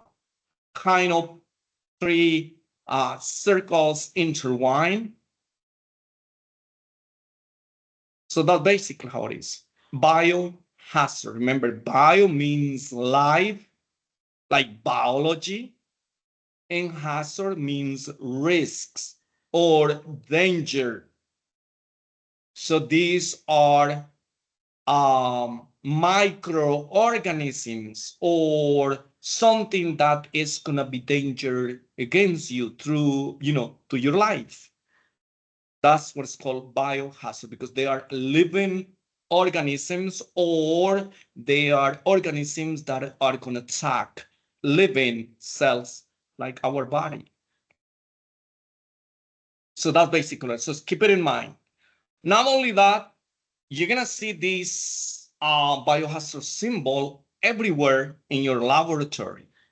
You're gonna have this little, because if you're gonna do phlebotomy, you're gonna have this symbol on the sharps container, right? The sharps container when you're gonna deposit all the sharps to prevent someone from, getting stuck with these contaminated needles, syringes and scalpels and lancets and so on and so forth. All the sharps are gonna be here. They're gonna be also on those red bags, the same color. This is like kind of orange, but there is a red bag where you're gonna put all the linen that is soaked with body fluids like urine, feces, blood, seminal fluid, binual fluid, any type of fluids. So whenever, you have a patient that was injured, that, was in a car accident, motor vehicle accident, any type of accident, you were shot and the blankets on the bed, they are, stained with blood, things like that. These are not gonna go to the regular laundry. They have to be placed on these red bag bags that contain this biohazard. The Sharps has the same one. The refrigerator, when you're gonna keep all these specimens are all these body fluids that we collect from our patients, whether they are in little tubes and bottles, whether they are in containers, anywhere, on certain special kits that we keep it in small refrigerator that it is within a each laboratory. Every single medical office has a small fridge, if you will, a refrigerator, which is to place all specimens so they don't go bad. So we have to keep them refrigerated if we don't send them to the laboratory immediately. So these places are not for us to put our food, our drinks, or anything like that. These are full of biohazard materials there. So we're gonna find in there. So be careful with this particular biohazard symbol because it is found in a lot of things that we use that it is the purpose of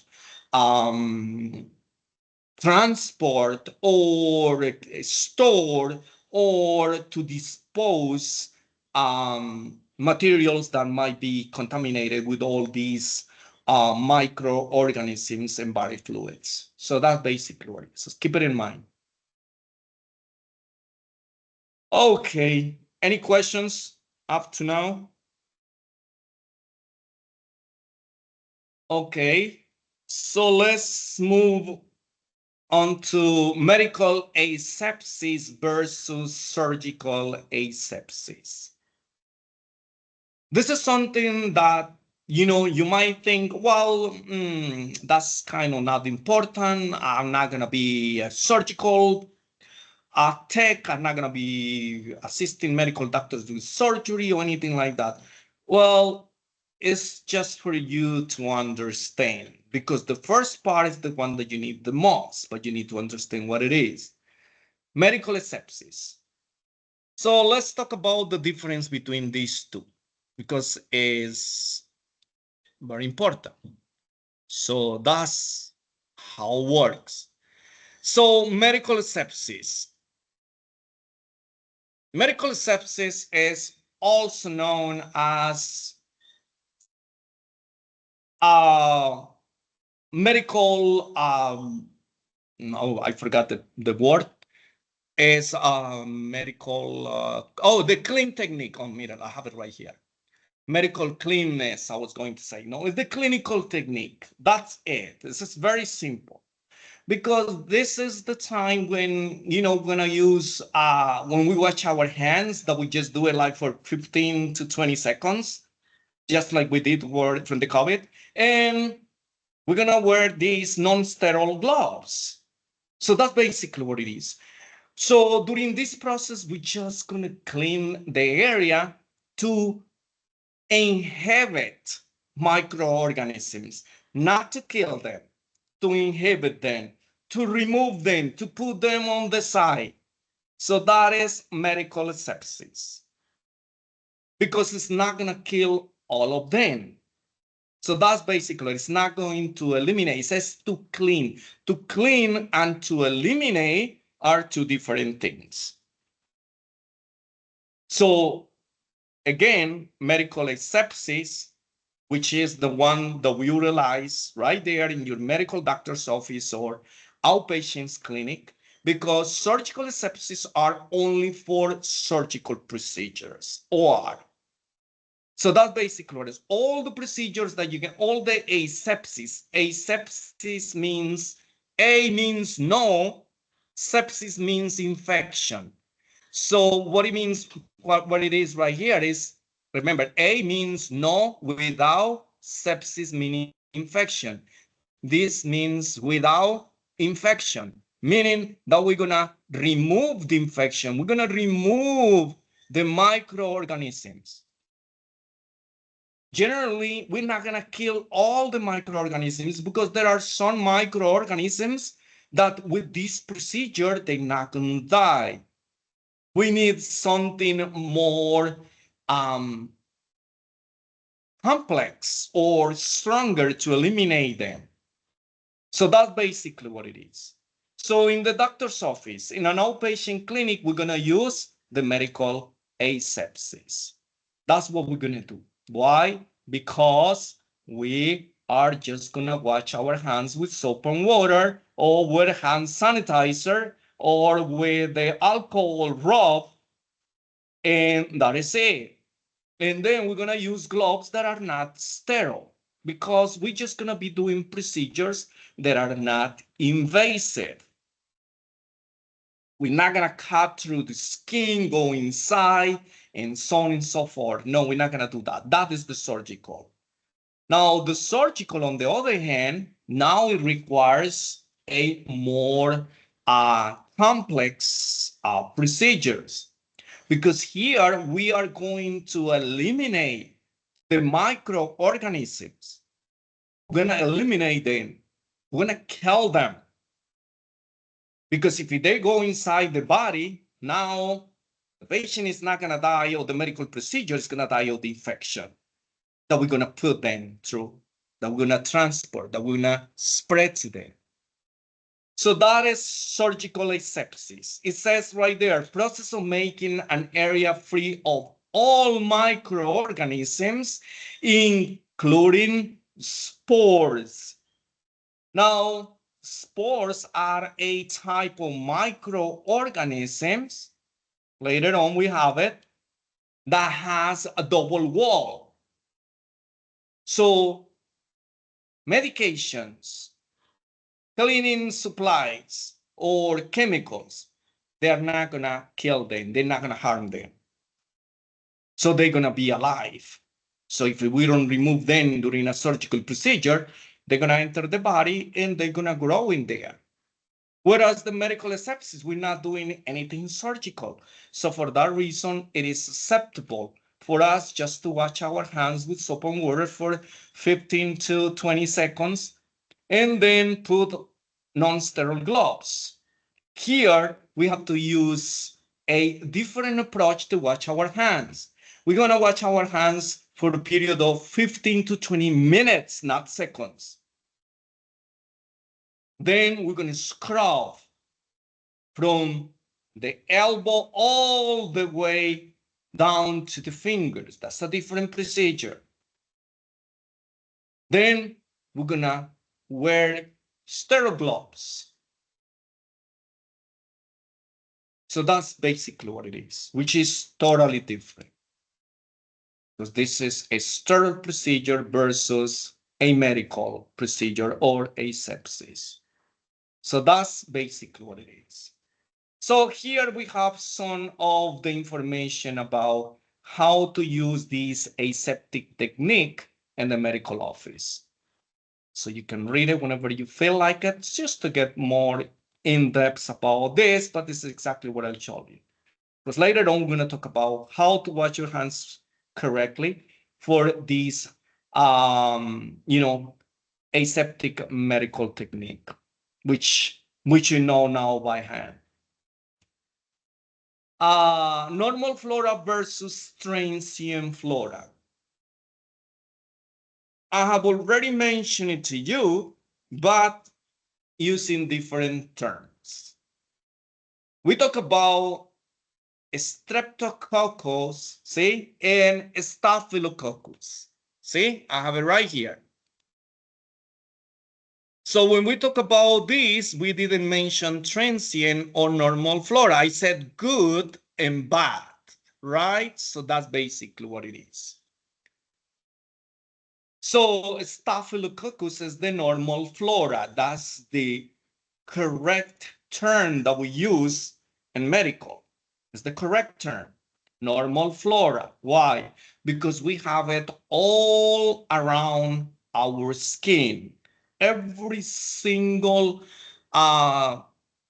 millimeter of our skin is covered with Staphylococcus.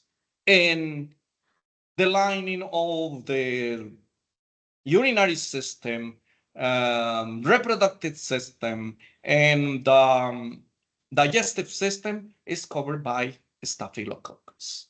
Now remember, we talk about non-pathogenic, see? Staphylococcus is non-pathogenic. If it stays where it belongs, it doesn't cause any problem. It just stay there. If my Staphylococcus belongs to the skin and I have my skin totally intact, no injuries, no nothing, no scratches, no cuts, well, how is this microorganism go inside? There's no way. But if I have a cat and I don't take care of that cat, then this microorganism goes in there and infects that area and it causes infection. But the main job is to protect me. Transient flora. Transient means that it's just passing by. It is not a microorganism that lives in our body. It doesn't. Normal flora lives in our body. Transient flora, remember, this is the bad bacteria. It doesn't belong there, so it's not there. And if it gets there, they make us sick immediately. So that's something that you need to understand. It says right here, pathogenic, meaning causes disease. Non-pathogenic, it doesn't cause disease. It's there to protect us, normal flora. Transient flora, on the other hand, it is some microorganisms. This bacteria is not a good one, shouldn't be in our body. If it is in our body, it's because we are sick already. We already have something that is gonna cause or is causing us something bad. Now it says right here, the normal flora grows on the surface of the skin and in the inner layers of the respiratory, the urinary, and the digestive system, the reproductive system. Anything that is a hollow space, we have them there because it protects us. Now, how do we get these pathogenic, easily pick up on hands? Remember, we are touching everything. Our hands are the major carriers of all these microorganisms. So for that reason, we have to be very careful whenever we're handling something. That's why we have to watch our hands all the time, before and after we do something, procedure, manipulate a equipment, anything, clean something. Before lunch, after returning from lunch, from break, before going home, we have to clean ourselves. Otherwise, we're going to bring all these microorganisms home and we're going to leave it in the train, in the bus, in the car, wherever we go. So that's basically what it is. So normal flora, Staphylococcus, think about it. Streptococcus is bad bacteria, the transient flora. So keep it in mind, just in case, because sometimes, they have these on exams. So remember, non-pathogenic, doesn't cause disease, which is Staphylococcus. Streptococcus always going to cause disease. This is not something, there's no options. So maybe remove by washing our hands, right? Because if we pick it up with our hands, then we got to watch them. That's what I mentioned before. We have to watch our hands every single time we do something.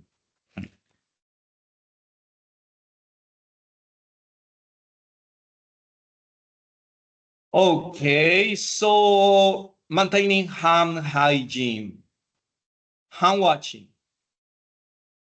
The best, easiest, or easier way of stopping spread of contamination is washing your hands. Can you imagine a procedure that is so simple, but not everybody follows? Just soap and water. That's it. That's all it takes, because everybody has soap at home and water. It doesn't matter what type of soap it is, any type of soap. But if you have antimicrobial soap, even better. But you don't have to select what type of soap. But in this case, in the medical, we have to use antimicrobial soaps. It's very important. Antiseptic hand wash, using antiseptic soap and water. See, antimicrobial. Antiseptic hand rub. Now apply antiseptic hand rub, alcohol base. Surgical hand wash or surgical scrub. That is a more complex. Remember, we talked about it already. This is the one for surgical procedures. You have to, scrub, meaning you have to use certain chemicals with sponges and brushes and all the stuff to scrub, the arms from the elbow down. The other one is just washing our hands and using a paper towels to clean. Here, everything has to be served. So that's basically what it is. So let's talk about the procedure of washing your hands and medical sepsis. So we should know that by now, once again, during the pandemic, we learned this a lot. We saw this on TV in every single pamphlet or any other information that it was given through many sources, videos, YouTube, internet, Facebook, Twitter, so many sources that were, promoting and diffusing all this information. So we probably are aware of that. So just for the purpose of the class, before you wash your hands, remember this is the medical sepsis. We're gonna remove anything that you have in your hands. So any accessories should be removed. So rings, watches, bracelets, anything. So many things that, people put in their hands that, because those are focus of microorganisms. These microorganisms can lodge right there in any little gap underneath these accessories that we, wear all the time. For those who wear, I don't wear anything. So now it is okay if you're not working in the medical field, but if you work in the medical field, it is recommended not to wear any of this. You don't even need a watch because there is a clock right there in every single wall in the hospital. So if you need it for any purpose, well, you're going to see it there. So that's basically what it is. So you're going to stand in front of the sink. Now you're going to turn the water. After now, you don't have to do any other changes.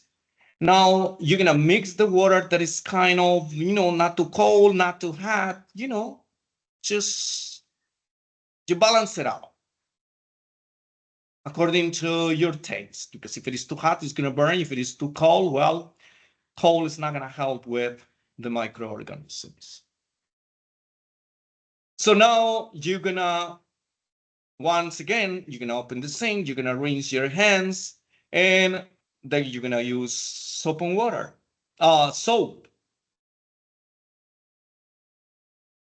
So you're going to lather your hands, your wrists in between your fingers. You're going to remove something from inside your nails and so on and so forth for a period of 15 to 20 seconds. You need to know this. Remember, you're going to wash your hands. Medical sepsis or hand washing is for a period of 15 or 20 seconds, not longer than that. But this is the time that you kind of, scrubbing and, lathering your hands up and down, around and around in between your fingers and so on and so forth. After you do that, then you're gonna rinse your hands again. One of the things that you have to keep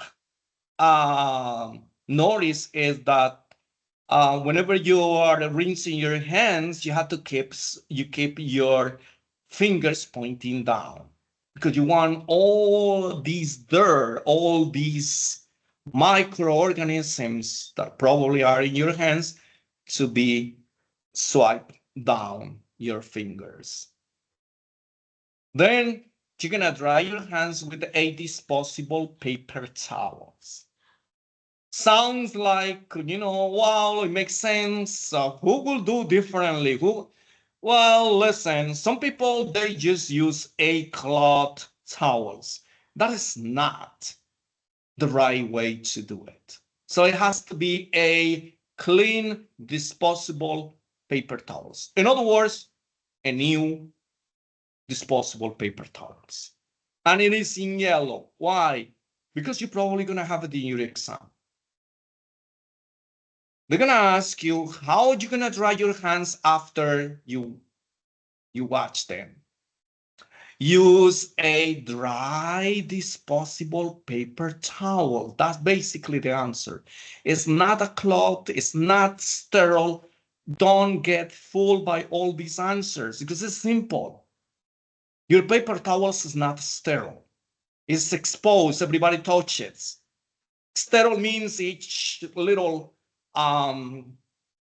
piece of the paper is going to be packed individually, and it's not. So that's how it works. So you must understand, that it is just a clean disposable paper towels. That is it.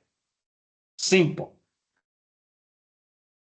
So yeah, I'm gonna use sterile. No, that's not sterile. This is not medical surgical asepsis. This is just medical asepsis. So for that reason, you're gonna do that. So remember, when you see certain questions, put yourself right there on the subject. Don't think the best thing that you can use to do it. No, because the best thing that you can do is not what you might be thinking. It is what is written here. Then you're going to turn the faucet with paper towels. You're not going to go back after you clean your hands with a disposable paper towels and you're going to use the same one. No, you're going to discard that one. You're going to pick another piece of disposable paper towels and you're going to close the faucet. Do not touch the faucet with your bare hands because you contaminate yourself again. So you didn't do anything. Remember, these faucets are very, very contaminated because everybody uses them and we are not cleaning them all the time. So that is the proper procedure to wash your hands. Any questions? Good. So here we have some images of how to wash your hands. Now, is that right there? The first time when you open the sink, you open it with the paper towels. It is up to you. It is going to make the difference? No, because you're already contaminated. And you touching that, well, not to contaminate again, but the other person maybe is not going to use the paper. So you're not actually doing anything because you still have not washed your hands. So it is crucial to use paper towels at the end. Yes, not at the beginning. But if you want to do it, that's up to you, but it's not a requirement. Then you're going to pick up the soap. Usually we have these dispensers that you don't need to touch. So here, because it's using a dispenser that everybody touches, she's using a paper towels also to press over the pump so she can withdraw the soap. Then you are going to wash your hands. Well, you're gonna rinse first, and then you're gonna rub your hands, lather your hands with the soap and blah blah blah blah, between your fingers, your wrists, your palms, your nails, and then you're gonna rinse with your fingers pointing down. So the water is gonna be running from the moment that you open the sink, the faucets, to the moment that you close them at the end. So that's basically what it is. So that's how it works. So that is for the regular, just, watching medical sepsis. If you're gonna use the alcohol-based hand rub, well, it's just that. It's like a hand sanitizer that you're just gonna put on your hands and you're just gonna rub over, and then you're gonna wait until it dries off, and then you're gonna put your gloves on or whatever else you're gonna do. So basically, that's the simple way. Now, it is recommended to do the hand washing when you are exposed to body fluids. The alcohol-based hand rub is not that it's not effective, but remember, these body fluids are more resistant because they might contain certain microorganisms that are very hard to remove or eliminate. So this mostly is used for people who are not directly involved collecting or doing the procedure or collecting the body fluids, I might say. So that's basically what it is. Other than that, is if you're in the front desk, things like that, you might be able to use that. So it says right there, when moving from contaminated portions of the body to a clean site after contact with medical equipment, something that might not be, exposed to body fluids, probably. But other than that, it is better to use the hand wash. This is another option. Safe hand sanitation using alcohol base. This is very similar to the hand rub. This is no difference, and we're just not gonna go over that because it's just using a different chemical, but it's the same purpose. Non-sterile gloves. So non-sterile gloves are utilized or used when we do the medical sepsis, remember.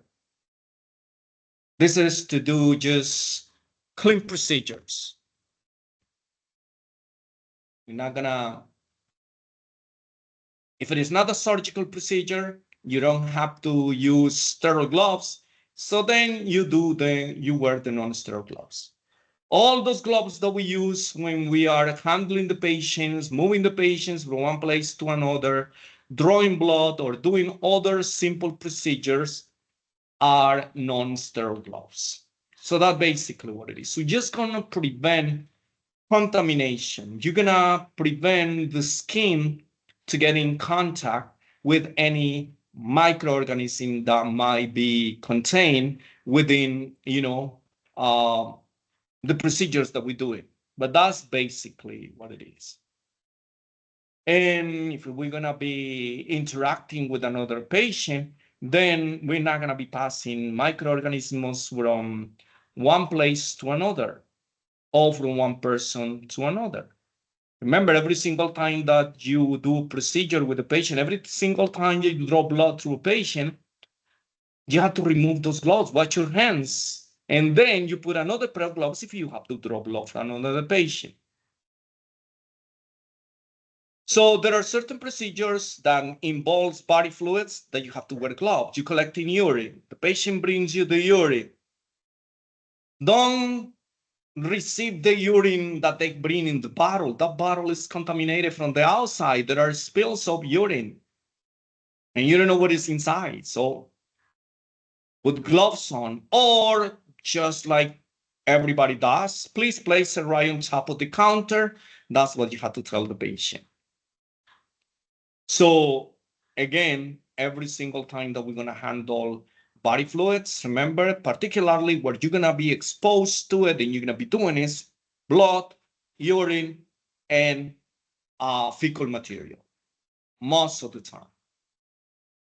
If it is more, well, then you have to wear gloves.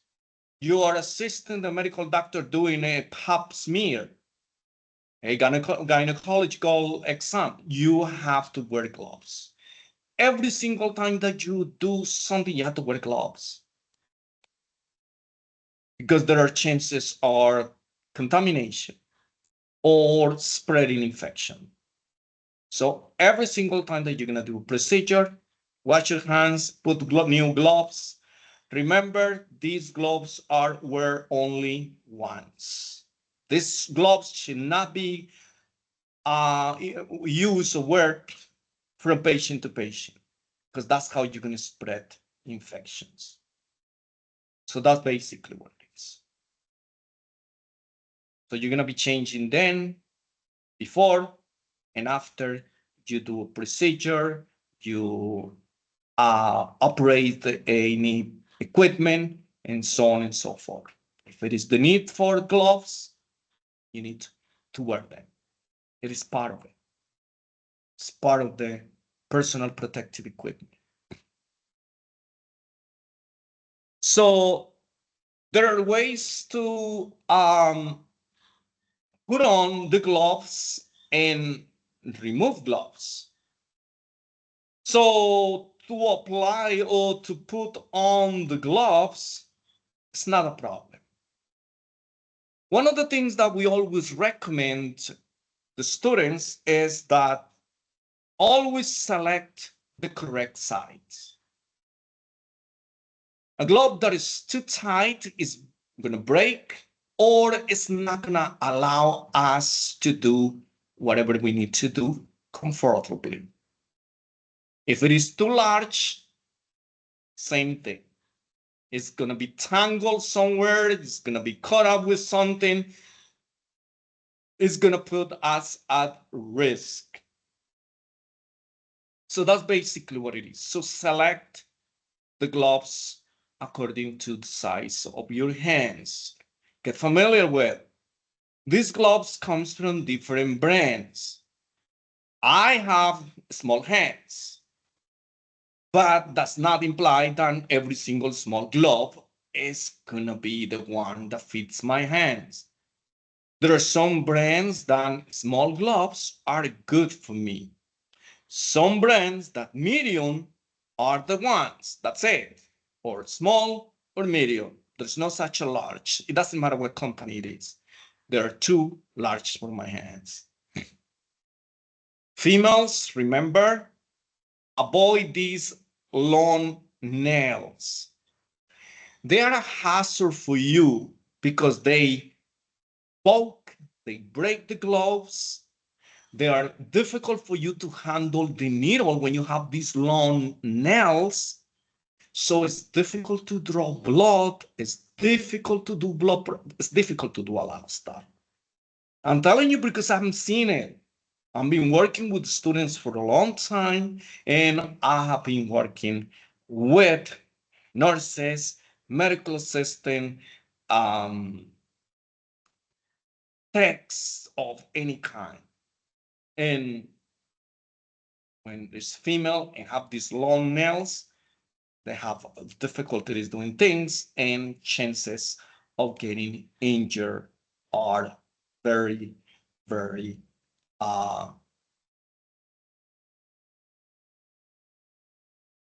so be careful. So when we're gonna put our gloves, there is no scientific way to do it.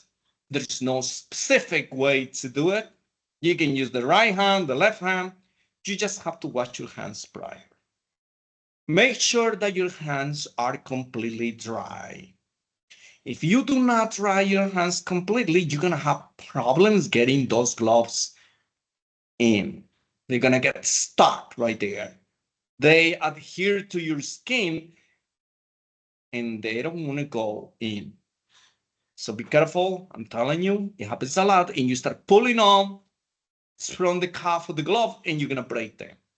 And you're going to start changing gloves all the time. So do it right. Do it at once. So you don't have to be struggling putting gloves on. Because it's very uncomfortable that the patient is in front of you and you don't even know how to put the gloves on. So the patient is gonna feel like you don't know what you're doing, that you have no experience, and probably they're gonna refuse you to do the procedure. So be careful. Think about it.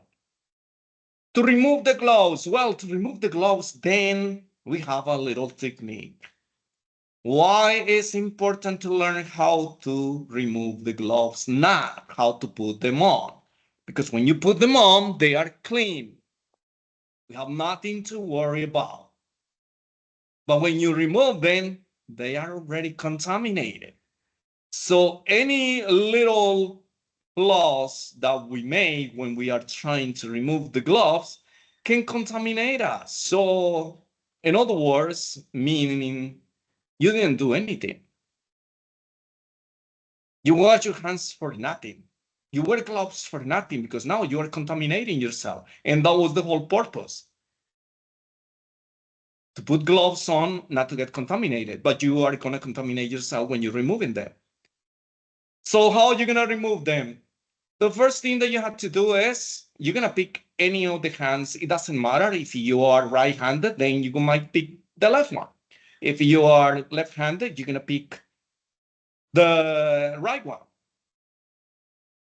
So usually these procedures, how to remove the gloves, I teach them in class during phlebotomy because it's the time that we use gloves. Any other procedures like doing an EKG, you don't need gloves. Gloves should not be worn when you are doing an EKG. So that's basically, but there is no exposure to body fluids or anything like that. So there is no need. And besides, it's going to be a hazard because these electrodes are going to get stuck right there with the gloves. Now you're not going to be putting electrodes, so you're going to have troubles doing the procedure. So we're going to use them only when we do phlebotomy and some minor surgical procedures. That's a different issue. You're giving injections, you're giving something else, you're going to wear gloves. So what you do is usually I cup my hand like this, the hand that I'm going to remove the glove. With the other one, I'm going to pull from the center and I'm going to pull it towards the fingers. I'm going to just slide it. Then I'm going to cup it right there inside my hand, glove hand. And then I'm going to put my finger inside the glove through the cuff and remove it.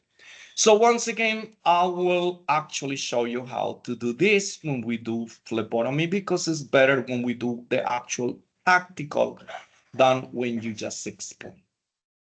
So here you have the gloves.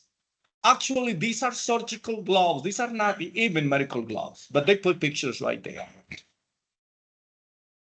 Let's assume that these are clinical gloves. Doesn't matter. So this person is gonna, what they do is they're gonna cuff this with these fingers. They're gonna pull from here, not from the tip of the fingers. That's not how it works. In any of the cases, whether are surgical gloves or clinical gloves, that's not how it's done. So you're gonna pull right here from the center of the glove with the thumb and the index, and you're gonna pull down, and you're gonna slide the glove down, and you're gonna cuff it in your hand. That is glove. And now with the hand that is already ungloved, you're gonna put one finger to here and inside and pull it down. So that's how it works. So once again, I will be showing you that when we get to the practicals because it's the best time to do it when we are kind of in person. That's how you're gonna do this. After you remove it, this is totally wrong. You don't remove the gloves, pulling it from the cuff. No, that is wrong. And then you dispose them in the biohazard red bag. This is not a sharps container. There is a red bag right here inside, and you're gonna deposit them right there. Now you only gonna deposit those gloves over there if they are contaminated with blood. You see blood everywhere the glove. If you don't see blood within the glove, you don't need to do that. You can just dispose it in the regular garbage. So that's how it works. We will learn all these during phlebotomy, believe me, because that's the place when we're gonna be wearing gloves many times, because every single time that you're gonna draw blocks, you have to wear different Pro gloves, and you have to do, you have to remove them properly. So that's how it works. So not a big deal. So we're gonna leave it here because it's almost 9. Remember, classes goes from 5 to 9. I don't want to start the next slide because that slide has like 4 or 5 slides that are, related. So I don't want to start a little piece and then tomorrow I have to start it again. So we're gonna leave it here. Any questions about whatever we have covered right now? Or any other questions about the class, the course? Anyone?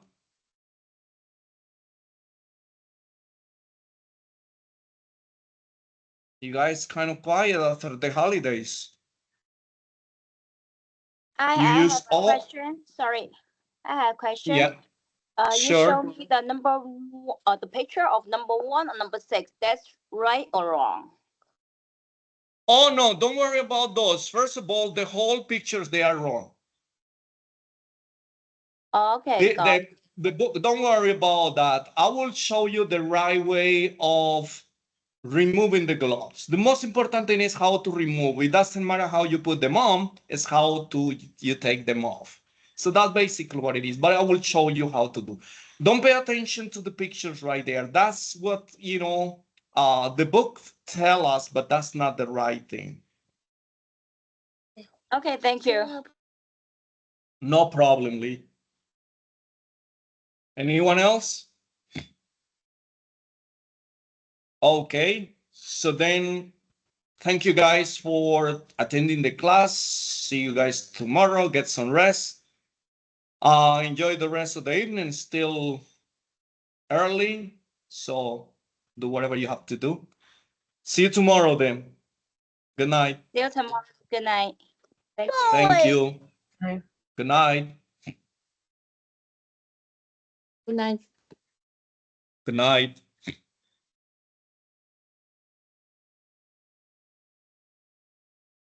Good night. Good night.